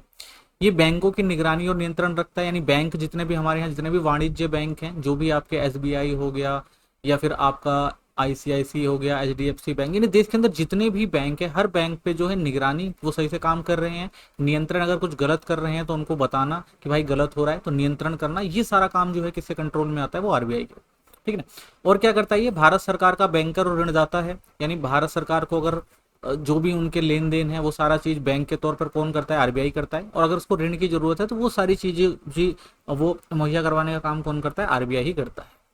इसकी स्थापना कब हुई थी, इसकी स्थापना 1935 में हुई थी, भारतीय रिजर्व बैंक अधिनियम 1934 के तहत, ठीक है। और साल 1949 में क्या किया गया, इसका राष्ट्रीयकरण किया गया, ठीक है। और राष्ट्रीयकरण करने के बाद ये पूरी तरह से किसके कंट्रोल में आ गया, भारत सरकार के स्वामित्व में आ गया। संगठनात्मक संरचना यानी कौन कौन लोग इसमें काम करते हैं, तो सबसे पहले जो होता है वो गवर्नर होता है। आरबीआई का प्रमुख जो होता है वो गवर्नर होता है, जिसे केंद्र सरकार नियुक्त करती है, ठीक है। जो हमारी सेंट्रल गवर्नमेंट होती है भारत सरकार की, वो इसे नियुक्त करती है। उसके बाद दूसरा जो आता है वो आता है डिप्टी गवर्नर। गवर्नर की सहायता के लिए 4 डिप्टी गवर्नर होते हैं, ठीक है। 4 डिप्टी गवर्नर मिलकर काम करते हैं किसके लिए, मुख्य गवर्नर के लिए। तो अन्य प्रमुख अधिकारी भी होते हैं इसके अंदर, इनके साथ कई कार्यकारी निदेशक और विभागीय प्रमुख काम करते हैं, ठीक है ना। क्योंकि मौद्रिक नीति बनाना है तो कोई एक विभाग तो होता नहीं, बहुत सारे विभाग जुड़े होते हैं इनके साथ। केंद्रीय निदेशक मंडल, सेंट्रल बोर्ड ऑफ डायरेक्टर होते हैं इसके अंदर, आरबीआई के संचालन की देखरेख करते हैं ये मंडल, जिसमें कुल 21 सदस्य शामिल होते हैं, ठीक है। तो ये पूरा का पूरा जो सेंट्रल बोर्ड ऑफ डायरेक्टर है वो 21 लोगों से मिलकर बनता है, और ये सारे लोग मिलकर जो है आरबीआई के संचालन में मुख्य भूमिका निभाते हैं, ठीक है ना। तो एक गवर्नर हमने देखा, 4 डिप्टी गवर्नर आते हैं, 2 सरकारी अधिकारी केंद्र सरकार द्वारा नियुक्त किए जाते हैं, 10 नामांकित निदेशक होते हैं, जैसे वित्त हो गया, बैंकिंग हो गया, उद्योग। तो इन क्षेत्रों के जो भी विशेषज्ञ होते हैं उनको इसके अंदर शामिल किया जाता है, ठीक है ना, 10 नामांकित निदेशक के अंदर। 4 जो होते हैं वो स्थानीय बोर्डों से आते हैं, एक एक प्रतिनिधि। तो जो भी स्थानीय बोर्ड है उन सब में से एक एक प्रतिनिधि को इसमें शामिल किया जाता है। तो स्थानीय बोर्ड 4 प्रमुख क्षेत्रों से आते हैं, जैसे मुंबई हो गए, कोलकाता, दिल्ली और चेन्नई से में कार्य कर रहे हैं, जिनके सदस्य सरकार द्वारा नियुक्त किए जाते हैं। ये अपने अपने क्षेत्रों में बैंकिंग कार्यों में सलाह देते हैं, भाई इन क्षेत्रों में बैंकिंग से संबंधित जो भी चीजें हैं उन सबको सलाह देने का काम इनके द्वारा किया जाता है। मुख्य कार्य क्या है, मुद्रा जारी करना सबसे प्रमुख कार्य होता है आरबीआई का। आरबीआई भारत में नोट छापने वाला एकमात्र संस्था है। यह तय करता है कि देश में कितनी और कैसी मुद्रा चलेगी, ये सारा काम है। साथ ही मुद्रा की गुणवत्ता किस तरह, उसकी गुणवत्ता कैसी रहेगी, ठीक है ना, डिजाइन कैसा रहेगा, और किस तरह से आपूर्ति को कम या ज्यादा करना है। तो ये सारा काम जो होता है किसके कंट्रोल में आता है, आरबीआई कंट्रोल में आता है। सरकार का बैंकर और एजेंट होता है, यानी आरबीआई भारत सरकार का ही एक तरह से कह सकते हैं बैंक होता है। जैसे हम लोगों का नॉर्मल बैंक होते हैं, वैसे ही जो सरकार है उसका बैंक जो होता है वो आरबीआई होता है, ठीक है ना। तो सरकार का बैंक आरबीआई होता है। केंद्र और राज्य दोनों के लिए बैंक का काम करते हैं। तो भाई केंद्र और राज्य को जो भी पैसे की फंडिंग या जो भी चीजें करनी होती है वो आरबीआई के थ्रू ही करी जाती है। यह सरकार के खाते संभालता है, भुगतान करता है, यानी सरकार के जो भी खाते हैं वो सारे आरबीआई संभालता है। जो भी भुगतान किसी को करना है सरकार की तरफ से तो आरबीआई द्वारा किया जाता है। सरकारी कर्ज होते हैं या ऋण लेना वगैरह हो गया, ये सारा काम भी कौन करता है, आरबीआई ही करता है। बैंकों का बैंकर है ये, यानी जितने भी हमारे देश के अंदर बैंक है उन सबके ऊपर बैंक है, यानी मेन जो होता है वो आरबीआई होता है, ठीक है ना। आरबीआई के कंट्रोल में ही जो होते हैं वो सारे के सारे जितने भी बैंक होते हैं वो सारे इसके कंट्रोल में आते हैं। जब बैंकों को जरूरत होती है तो आरबीआई उन्हें कर्ज देता है, यानी इन सारे बैंकों को जब भी पैसे की जरूरत होगी, ठीक है ना, तो वो किसके पास जाते हैं, वो सब आरबीआई के पास जाते हैं, ठीक है ना। जैसे हम लोगों के ये बैंक हो गए, ठीक है ना, जैसे आम लोगों के ये बैंक होते हैं, वैसे इन बैंकों के जो बैंक होता है वो कौन होता है, वो आरबीआई, ठीक है ना। तो आरबीआई क्या होता है, सभी बैंकों का बैंक होता है, ठीक है ना। सभी बैंक आरबीआई के पास कुछ न्यूनतम राशि के रूप में जमा रखते हैं, तो उनको कुछ पैसा रखना पड़ता है आरबीआई के पास, ठीक है ना। जब आरबीआई के पास जब भी इन बैंकों के पास जो भी वाणिज्य बैंक होते हैं, जो भी पैसा इन लोगों के पास जाता है तो वो कुछ पैसा जो होता है वो किसके पास रखते हैं, आरबीआई के पास रखते हैं, ठीक है ना, कैश रिजर्व रेशो के रूप में। विदेशी मुद्रा प्रबंधन, आरबीआई एफईए में फॉरेन एक्सचेंज मैनेजमेंट एक्ट के तहत भारत की विदेशी मुद्रा नीति बनाना, ठीक है ना, यानी जो भी भारत की विदेशी मुद्रा नीति होती है वो सब आरबीआई के थ्रू बनाई जाती है। ये डॉलर, यूरो जैसी विदेशी मुद्रा की खरीद बिक्री और विनिमय दरों को नियंत्रित करता है। देश के अंदर जो भी मुद्रा का लेन देन होता है किसी भी करेंसी में, वो सारा पैसा जो होता है वो खरीदना बेचना या उसको मैनेज करने का काम कौन करता है, वो सारा काम जो होता है वो आरबीआई कंट्रोल में आता है। कि विनिमय यानी लेन देन की दर क्या रहेगी, रुपए हो गया, रुपए का डॉलर के मुकाबले क्या विनिमय दर रहेगा, ये सारा नियंत्रित करना भी आरबीआई के थ्रू ही होता है। विकासात्मक भूमिका निभाता है ये। आरबीआई का उद्देश्य सिर्फ नियंत्रण नहीं बल्कि विकास को भी बढ़ावा देना है। तो आरबीआई क्या करता है भाई, वो सिर्फ क्या करता है, नियंत्रण ही नहीं करता है बल्कि वो क्या करता है, विकास को भी बढ़ावा देता है, ठीक है, इन्वेस्टमेंट वगैरह करके। इसके तहत क्या काम किया जाता है, वित्तीय समाशोधन करता है, यानी जो भी फाइनेंशियल समस्याएं होती हैं उन सब का काम कौन देखता है, आरबीआई। प्राथमिक क्षेत्र ऋण यानी जैसे किसानों को, छोटे उद्योगों को कर्ज, ये सारी किस चीज में प्राथमिक कर्ज में कहाँ कहाँ कितनी प्राथमिकता देनी है, इंटरेस्ट रेट कितना कम करना है, ज्यादा करना है, ये सब भी आरबीआई कर देखता है। डिजिटल भुगतान को बढ़ावा देना, ये सब आरबीआई के कंट्रोल में आता है भाई। डिजिटल जो भी लेन देन हो रहा है वो आरबीआई इन सब चीजों पर क्या करता है, नियंत्रण रखता है, ठीक है। और इन सबको आगे बढ़ाने में भी जो भी पॉलिसीज बनती है वो सारा काम किसका होता है, वो आरबीआई का ही होता है। ग्रीन फाइनेंस, पर्यावरण हितैषी निवेश यानी पर्यावरण को नुकसान ना पहुंचे ऐसा निवेश करना, ये सारी चीजें भी जो कौन करता है, वो आरबीआई के थ्रू ही करी जाती है। तो ये इसके कुछ जो है विकासात्मक भूमिका है, वो डिजिटल क्षेत्र में या यूं कह सकते बैंकिंग के क्षेत्र में जो है थोड़ा डेवलपमेंट का काम जो है वो आरबीआई अपने थ्रू करता है। मौद्रिक नीति और उसके उपकरण, आरबीआई की मौद्रिक नीति देश में धन की आपूर्ति, ब्याज दर और मुद्रास्फीति को नियंत्रित करने के लिए बनाई जाती है। इसके दो प्रमुख प्रकार के उपकरण है। तो भारत में क्या होता है भाई, धन की आपूर्ति यानी अगर कमी हो गई तो किस तरह से धन को बढ़ाया जाए, ब्याज दर जो भी देश के अंदर है अलग अलग क्षेत्रों में उनको घटाना बढ़ाना, या मान लीजिए मुद्रास्फीति महंगाई वगैरह बढ़ गई तो उसको कैसे नियंत्रित किया जाए, तो ये सारे काम जो है वो कौन करता है, आरबीआई करता है। दो तरह के उपकरण से करता है। पहला होता है मात्रात्मक उपकरण, इसमें क्या होता है, सीआरआर, कैश रिजर्व रेशो। तो ये क्या होता है, ये बैंकों को अपनी कुल जमा का एक भाग आरबीआई के रिजर्व के रूप में रखना होता है, तो उसे क्या कहते हैं, सीआरआर कहते हैं। भाई जो भी पैसा बैंकों में आएगा उसमें से एक पार्ट आप कहाँ रखोगे, आरबीआई के पास रखोगे। क्यों रखोगे, इसलिए रखोगे क्योंकि भाई भविष्य में अगर बैंकों पे कुछ समस्या आ जाए तो जो भी आम लोग हैं उनको लेन देन में कोई समस्या ना आए, ठीक है ना। तो वो बैंक आरबीआई के, वो पैसा आरबीआई के थ्रू किसके पास जाएगा, उन लोगों के पास जाएगा जिनको बैंक से पहले उस टाइम पैसा नहीं मिल पाया। एसएलआर, सेक्योरिटी लिक्विडिटी रेशो होता है, एसएलआर कहते हैं इसको। बैंकों को अपनी जमा राशि का एक निश्चित प्रतिशत सरकार की प्रतिभूतियों में निवेश करना होता है। कि भाई एक पैसा जो एसएलआर के रूप में क्या होता है, बैंकों को अपनी जो भी जमा होती है एक निश्चित प्रतिभूति सरकार की प्रतिभूतियों में निवेश करना पड़ता है। यानी सरकार के पास जो भी चीजें हैं वो किसको देना पड़ता है, वो आरबीआई को देना पड़ता है। कौन से बैंकों को, जो वाणिज्य बैंक, ठीक है। रेपो रेट और रिवर्स रेपो रेट, ये ब्याज दरें हैं जिन पर आरबीआई बैंकों को उधार देता है या उनसे उधार लेता है, ठीक है ना। अगर आरबीआई जो है वो बैंकों को लोन दे रहा है तो वो रेपो रेट पे रेपो रेट जो होती है उस पर देता है। वहीं अगर आरबीआई को पैसे चाहिए तो वो बैंकों से जब ऋण लेता है तो वो रिजर्व रेपो रेट पे लेता है, ठीक है ना। तो ये एक तरह से उधार लेने या देने के लिए ये उपकरण उपयोग किए जाते हैं। जो ब्याज जो दरें होती हैं वो तय करी जाती हैं इसमें। ओपन मार्केट ऑपरेशन, आरबीआई सरकारी प्रतिभूतियां खरीद या बेचकर मुद्रा की आपूर्ति को नियंत्रित करता है। यानी सरकार को लगता है भाई कि अगर क्या है, बाजार में जो है वो मुद्रा की आपूर्ति कम है, मुद्रा कम आ रही है बाजार के अंदर, तो जो भी सरकारी प्रतिभूतियां होती हैं वो क्या करता है भाई, उनको खरीद लेता है। उनको खरीदने से क्या होता है, मार्केट में पैसा आ जाता है। तो उससे क्या होता है कि मार्केट में जो होता है, जो मंदी का दौर होता है वो थोड़ा खत्म होता है और मुद्रा की पूर्ति ज्यादा हो जाती है। वही मार्केट में जब ज्यादा पैसा आ जाता है तो आरबीआई कहता है सरकारी प्रतिभूतियों को बेचता है। तो लोग क्या करते हैं, ज्यादा प्रॉफिट के लिए सरकारी प्रतिभूतियों को खरीद लेते हैं। जब खरीदते हैं तो मार्केट का पैसा कहाँ चला जाता है, आरबीआई के पास चला जाता है। तो इससे क्या होता है, मार्केट में जो पैसे की जो होती है वो कमी हो जाती है। तो ये कुछ उपकरण है जिससे वो क्या करते हैं, बाजार को नियंत्रित करते हैं। गुणात्मक उपकरण होते हैं कुछ, इसमें क्या होता है, नैतिक दबाव, यानी आरबीआई बैंकों को सामाजिक रूप से जरूरी क्षेत्रों में ऋण देने के लिए प्रेरित करता है। तो ये गुणात्मक है। मार्केट में अगर पैसा फ्लो करना है, लोगों के पास पैसा नहीं है, तो फिर क्या करता है भाई, नैतिक दबाव डालता है कि जो भी जिनको भी भाई सामाजिक रूप से क्षेत्रों में पैसे की जरूरत है तो वहां पर ऋण मुहैया ज्यादा से ज्यादा करवाया जाए। आरबीआई ऐसे निर्देश देता है बैंकों को।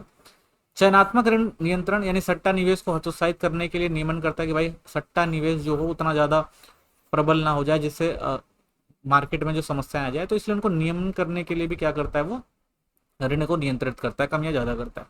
मार्जिन आवश्यकताओं और उपभोक्ता ऋण विनियम करता है। मार्जिन आवश्यकता मतलब अगर किसी को लोन लेना है तो उसकी जो भी मतलब वो एसेट रख रहा है तो उसकी वैल्यू को कम या ज्यादा करना जो होता है वो मार्जिन आवश्यकता। मान लीजिए आपको 10 लाख का लोन लेना है तो आपको क्या करना पड़ेगा, आप 15 लाख का जो है वो अपना सामान गिरवी रखते हैं तो 10 लाख का आपको लोन मिलता है, ठीक है ना। अब वो 15 लाख के सामान को 10 लाख, 11 लाख, 12 लाख कर दे लोन के रूप में, तो उसे क्या कहा जाता है, मार्जिन आवश्यकता कहा जाता है। तो बैंक ये भी करता है। उपभोक्ता ऋण विनियम, यानी किसको कितना ऋण चाहिए और कितना उसका ब्याज होगा, ये सब चीजों पर भी जो है काम करने का कम या ज्यादा करने का जो काम होता है वो किसका होता है, आरबीआई का ही होता है। विकासात्मक भूमिका, आरबीआई केवल मुद्रा और कर्ज पर नियंत्रण करने वाला संगठन नहीं है बल्कि वह देश के सामाजिक और आर्थिक विकास में भी सक्रिय योगदान देता है। इसके प्रमुख विकासात्मक कार्य इस प्रकार हैं। वित्तीय समावेशन का काम करता है। आरबीआई ये सुनिश्चित करता है कि गांव, गरीबों और पिछड़े वर्गों को भी बैंकिंग सेवा मिले, ठीक है ना। पैसा जैसे बैंक खाता, कर्ज, बीमा आदि, तो ये सारे काम जो है वो आरबीआई छोटे क्षेत्रों में भी करवाता है भाई, ताकि हर कोई जो है वो बैंक से जुड़ सके और जो भी बैंकिंग की सुविधाएं हैं वो हर आम नागरिक तक पहुंच सके। तो ये करने का काम भी करता है आरबीआई। वित्तीय साक्षरता, आम लोगों को पैसे, बचत, बैंकिंग, निवेश की समझ, ताकि वे बेवजह आर्थिक फैसले ना लें, ठीक है ना। तो अच्छे फैसले लेने के लिए, वो बचत करने के लिए, बैंकिंग व्यवस्था को अपनाने के लिए, निवेश करने के लिए समय समय पर एडवाइजरी जारी करता है, या आप टीवी वगैरह में भी ऐड देखते हैं। तो इससे क्या होता है कि लोग जो है बेहतर पैसे का इस्तेमाल कर सकें, ये जानकारी भी देता है।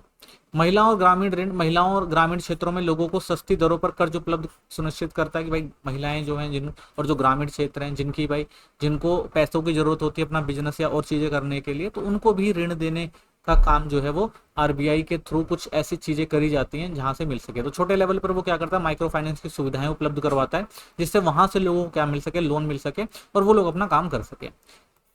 फिनटेक नवाचार, डिजिटल बैंकिंग हो गया, जैसे यूपीआई, मोबाइल वॉलेट जैसी नई तकनीकों को बढ़ावा देना, जिससे लेन देन आपस में और सुरक्षित हो गए, ठीक है ना, आसान और सुरक्षित हो सके। तो इन सब की मॉनिटरिंग करता है और ये सब चीजें अच्छे से चल सके, तो आरबीआई इन सब चीजों पर भी ध्यान देता है।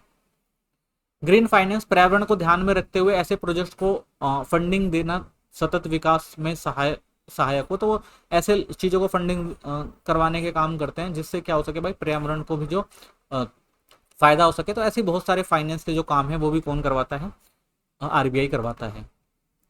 आपदा प्रबंधन और राहत, प्राकृतिक आपदाओं के समय आरबीआई बैंकों को निर्देश दिए कि वे प्रभावित लोगों को कर्ज राहत दें और अस्थायी छूट प्रदान करें, ठीक है ना। कई बार क्या होता है भाई कि प्राकृतिक आपदाएं हो जाती है, तो वो लोग जो होते हैं उस कंडीशन में नहीं होते कि वो अपना जो भी ब्याज वगैरह है वो भर सकें, ठीक है, जो भी उन्होंने कर्ज वगैरह लिया है। तो उस समय क्या होता है, आरबीआई एडवाइजरी जारी करता है भाई कि इन लोगों को कुछ राहत दी जाए कर्ज में, ठीक है ना, या अस्थायी छूट दी जाए। तो इन सब चीजों के प्रावधान जो है वो करवाता है कौन, आरबीआई।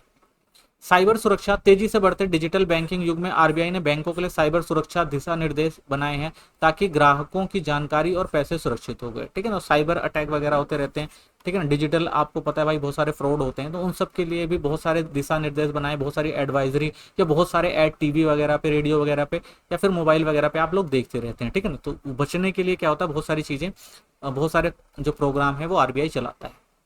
तो कह सकते हैं भारतीय रिजर्व बैंक केवल एक मौद्रिक संस्थान नहीं, बल्कि भारत की आर्थिक संरचना की मूल आत्मा है। इसके विवेकपूर्ण नियमन, व्यापक निगरानी, समावेशी दृष्टिकोण ने न केवल देश की वित्तीय स्थिरता को सुनिश्चित किया है, बल्कि सामाजिक आर्थिक विकास को भी गति दी है, ठीक है। तो ये एक ऐसी संस्था है जो मौद्रिक लेन देन में जो है वो सहायता करती है, ठीक है। हमारे यहाँ जो भी विकास कार्यक्रम है उसको आगे ले जाने का काम कर रही है, वित्तीय स्थिरता देती है, ठीक है ना, लोन वगैरह से के में जो है फायदा, या सामाजिक आर्थिक विकास लोगों का करने में मदद करती है, जो आर्थिक रूप से सक्षम नहीं है, ठीक है, उनके लिए मदद करने का काम करती है। तो आरबीआई की जो भूमिका है और भी अधिक केंद्रीय और निर्णायक बनी हुई है, अतः इसे भारत की वित्तीय आत्मा के रूप में भी मान्यता देना पूरी तरह उपयुक्त होगा। तो कह सकते हैं भाई आरबीआई जो है भारत की एक तरह से क्या है, वो वित्तीय आत्मा है, ठीक है ना। नेक्स्ट क्वेश्चन देखते हैं। अगला क्वेश्चन है, भारत में नियंत्रक एवं महालेख परीक्षक सीएजी के संवैधानिक भूमिका, कार्य, महत्व और समकालीन आलोचनाओं का विस्तार पूर्वक विवेचना कीजिए। साथ ही बताइए कि यह संस्था भारत के लोकतांत्रिक ढांचे में पारदर्शिता, जवाबदेही सुनिश्चित करने में किस प्रकार योगदान देती है, ठीक है। तो देखिए समझते हैं।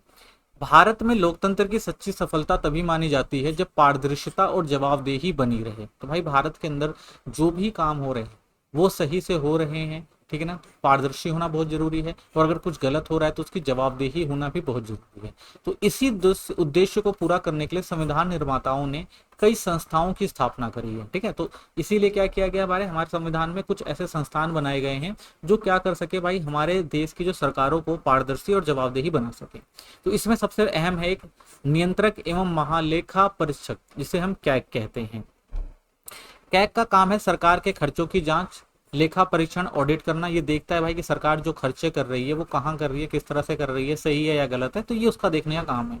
ये देखता है कि जो पैसे जनता के टैक्स से जमा हुए हैं उसका उपयोग सही जगह, सही नियमों और पारदर्शिता के साथ किया गया है या नहीं, ठीक है। तो उसका काम क्या है कि सरकार भाई जनता जो है वो सरकार को टैक्स देती है। अब वो टैक्स सरकार क्या करती है, लोक कल्याण के लिए लगाती है।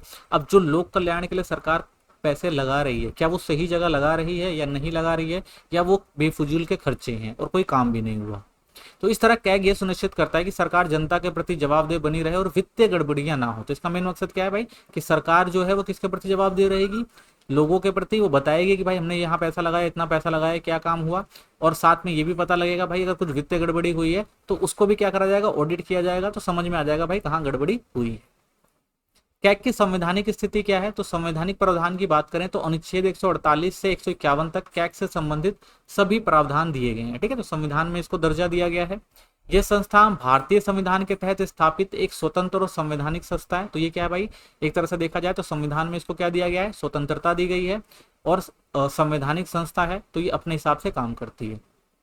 नियुक्ति और कार्यकाल क्या होता है? कैग की नियुक्ति भारत के राष्ट्रपति द्वारा की जाती है। इसका कार्यकाल क्या होता है? 6 वर्ष या 65 वर्ष की कम उम्र तक जो पहले हो वही लागू होता है। यानी या तो वो 6 वर्ष तक काम कर सकता है या वो 65 वर्ष तक की उम्र में, अगर मान लीजिए कोई व्यक्ति जो है वो बाद में 4 साल में ही अगर वो 65 साल का हो जाता है तो उसकी जो कार्यकाल होगा वो कितने का होगा? वो केवल 4 साल का ही होगा। ठीक है ना, तो या तो 65 वर्ष उम्र होनी चाहिए या 6 वर्ष तक वो काम कर सकता है।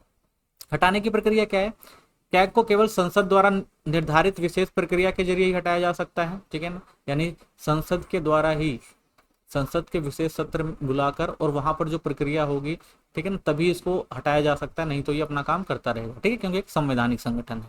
यह प्रक्रिया सुप्रीम कोर्ट के न्यायाधीश को हटाने के समान होती है, जिससे उसकी स्वतंत्रता सुनिश्चित हो सकती है। ठीक है ना, तो ये बिल्कुल जैसे सुप्रीम कोर्ट के जज को महाभियोग और उन सब चीजों के द्वारा हटाया जाता है विशेष बहुमत के द्वारा, तो वैसे कैग के भी जो सदस्य होते हैं उनको हटाया जा सकता है। ठीक है ना, कैग को भी जो है वो हटाया जाएगा। वित्तीय स्वतंत्रता होती है इनको। कैग के खर्च भारत की संचित निधि से होती है, यानी जो भी कैग का खर्चा वो कौन करता है? जो भी गवर्नमेंट है उसके द्वारा संचित निधि से किया जाता है। इन खर्चों पर संसद में मतदान नहीं किया जा सकता, जिससे कोई राजनीतिक दबाव नहीं बनता। ठीक है, तो इनका जो भी पैसा आता है वो किसके नियंत्रण में नहीं होता? वो संसद के नियंत्रण में नहीं होता। ठीक है ना, तो संसद में जो है वो मतदान नहीं किया जा सकता, तो कोई राजनीतिक दबाव नहीं होता इनके ऊपर, भाई अपना स्वतंत्र तरीके से काम कर सकते हैं। मुख्य भूमिका कैग का काम है सरकार के खर्चों का लेखा परीक्षण करना, कि भाई सरकार ने कितना खर्चा किया उसको ऑडिट करती है।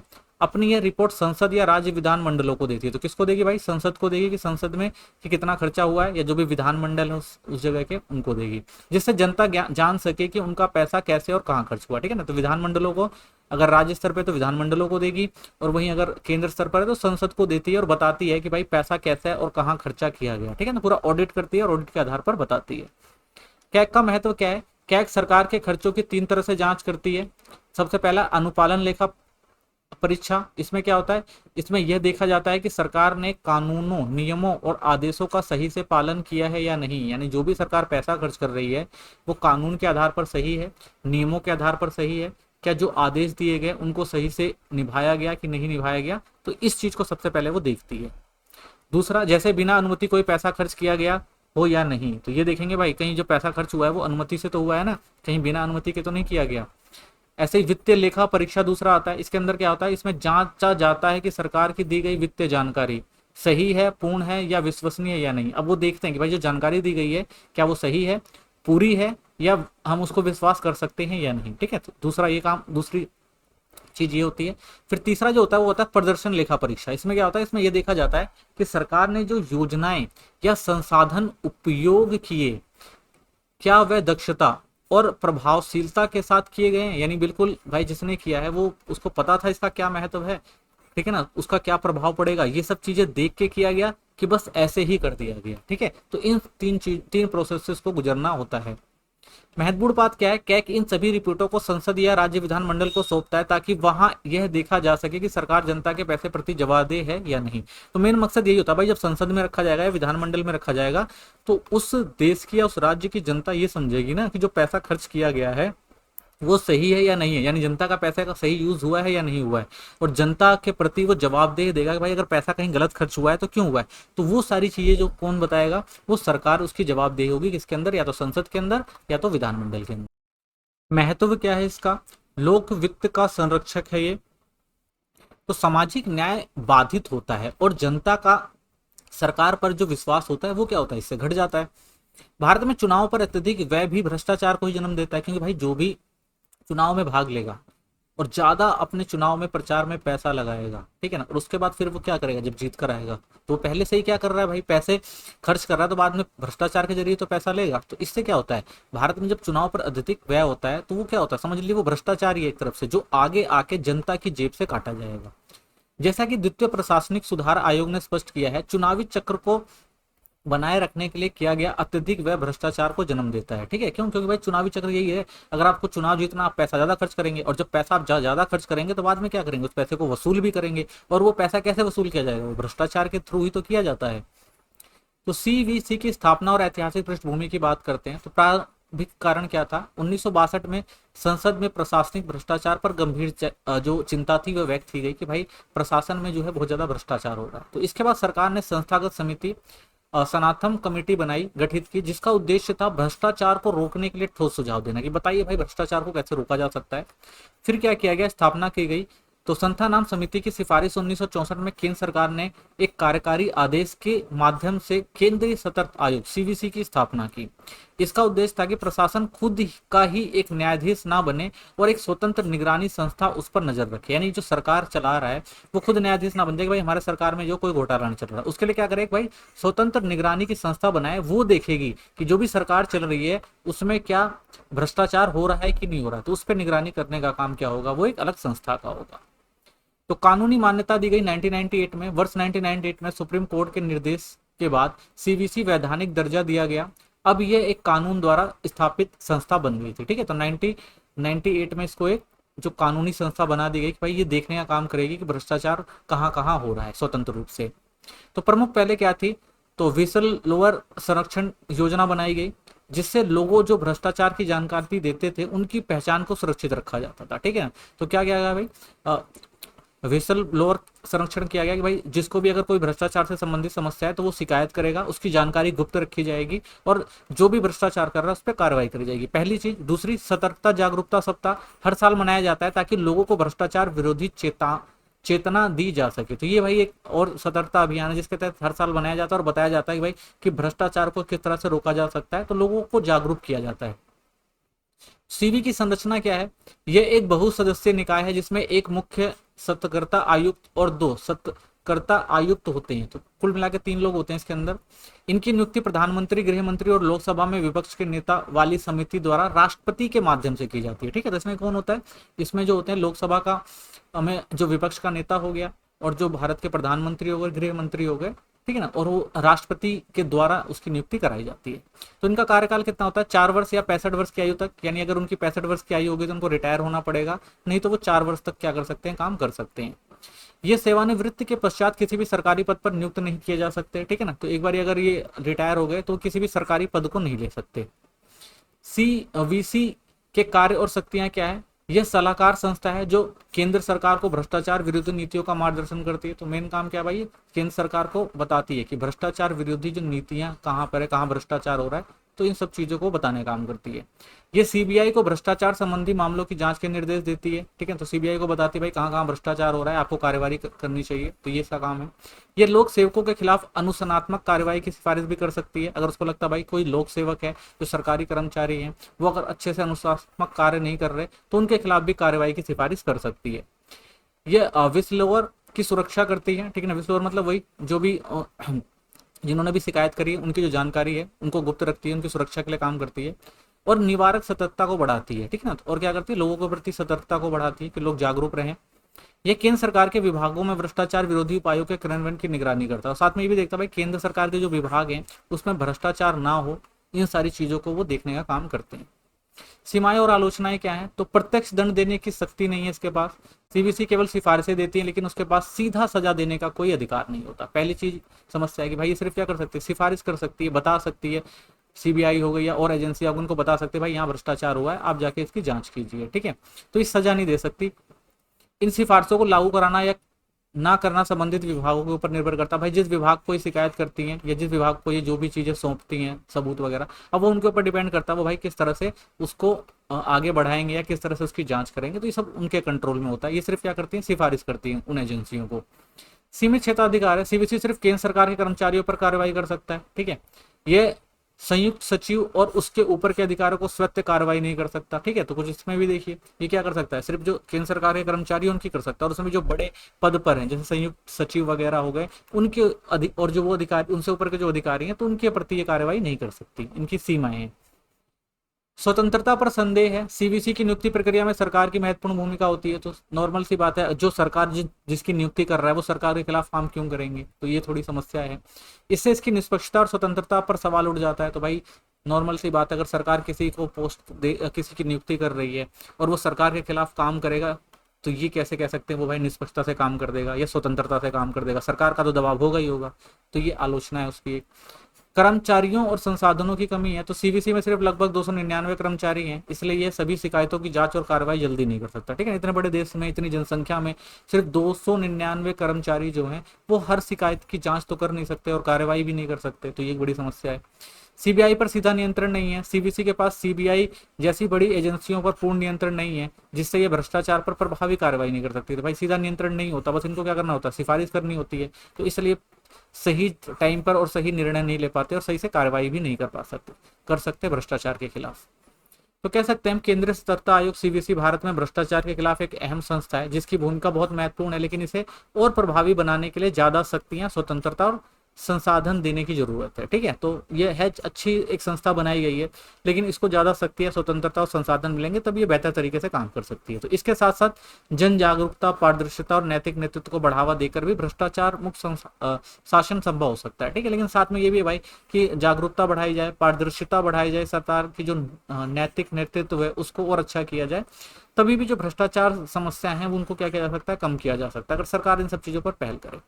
तो सीवीसी की पारदर्शिता और सक्रियता भारत के लोकतंत्र को मजबूत बनाने में जरूर भूमिका निभाती है। तो अगर सीवीसी पारदर्शिता से काम करे, सक्रियता से काम करे और स्वतंत्रता से काम करे, तो ये और ज्यादा हमारे भारत के जो लोकतंत्र है उसको और ज्यादा मजबूत कर सकती है। ठीक है ना, भ्रष्टाचार जैसी समस्याओं को खत्म कर सकती है, तो उसको पारदर्शिता होना भी थोड़ा जरूरी है। ठीक है, थोड़ी पावर मिलना भी जरूरी है। ठीक है, तो इसी के साथ हमारी ये वीडियो खत्म होती है, मिलते हैं नेक्स्ट वीडियो में। चैनल को सब्सक्राइब करें, वीडियो को लाइक करें और अगर कोई कमेंट है तो जरूर करें। धन्यवाद।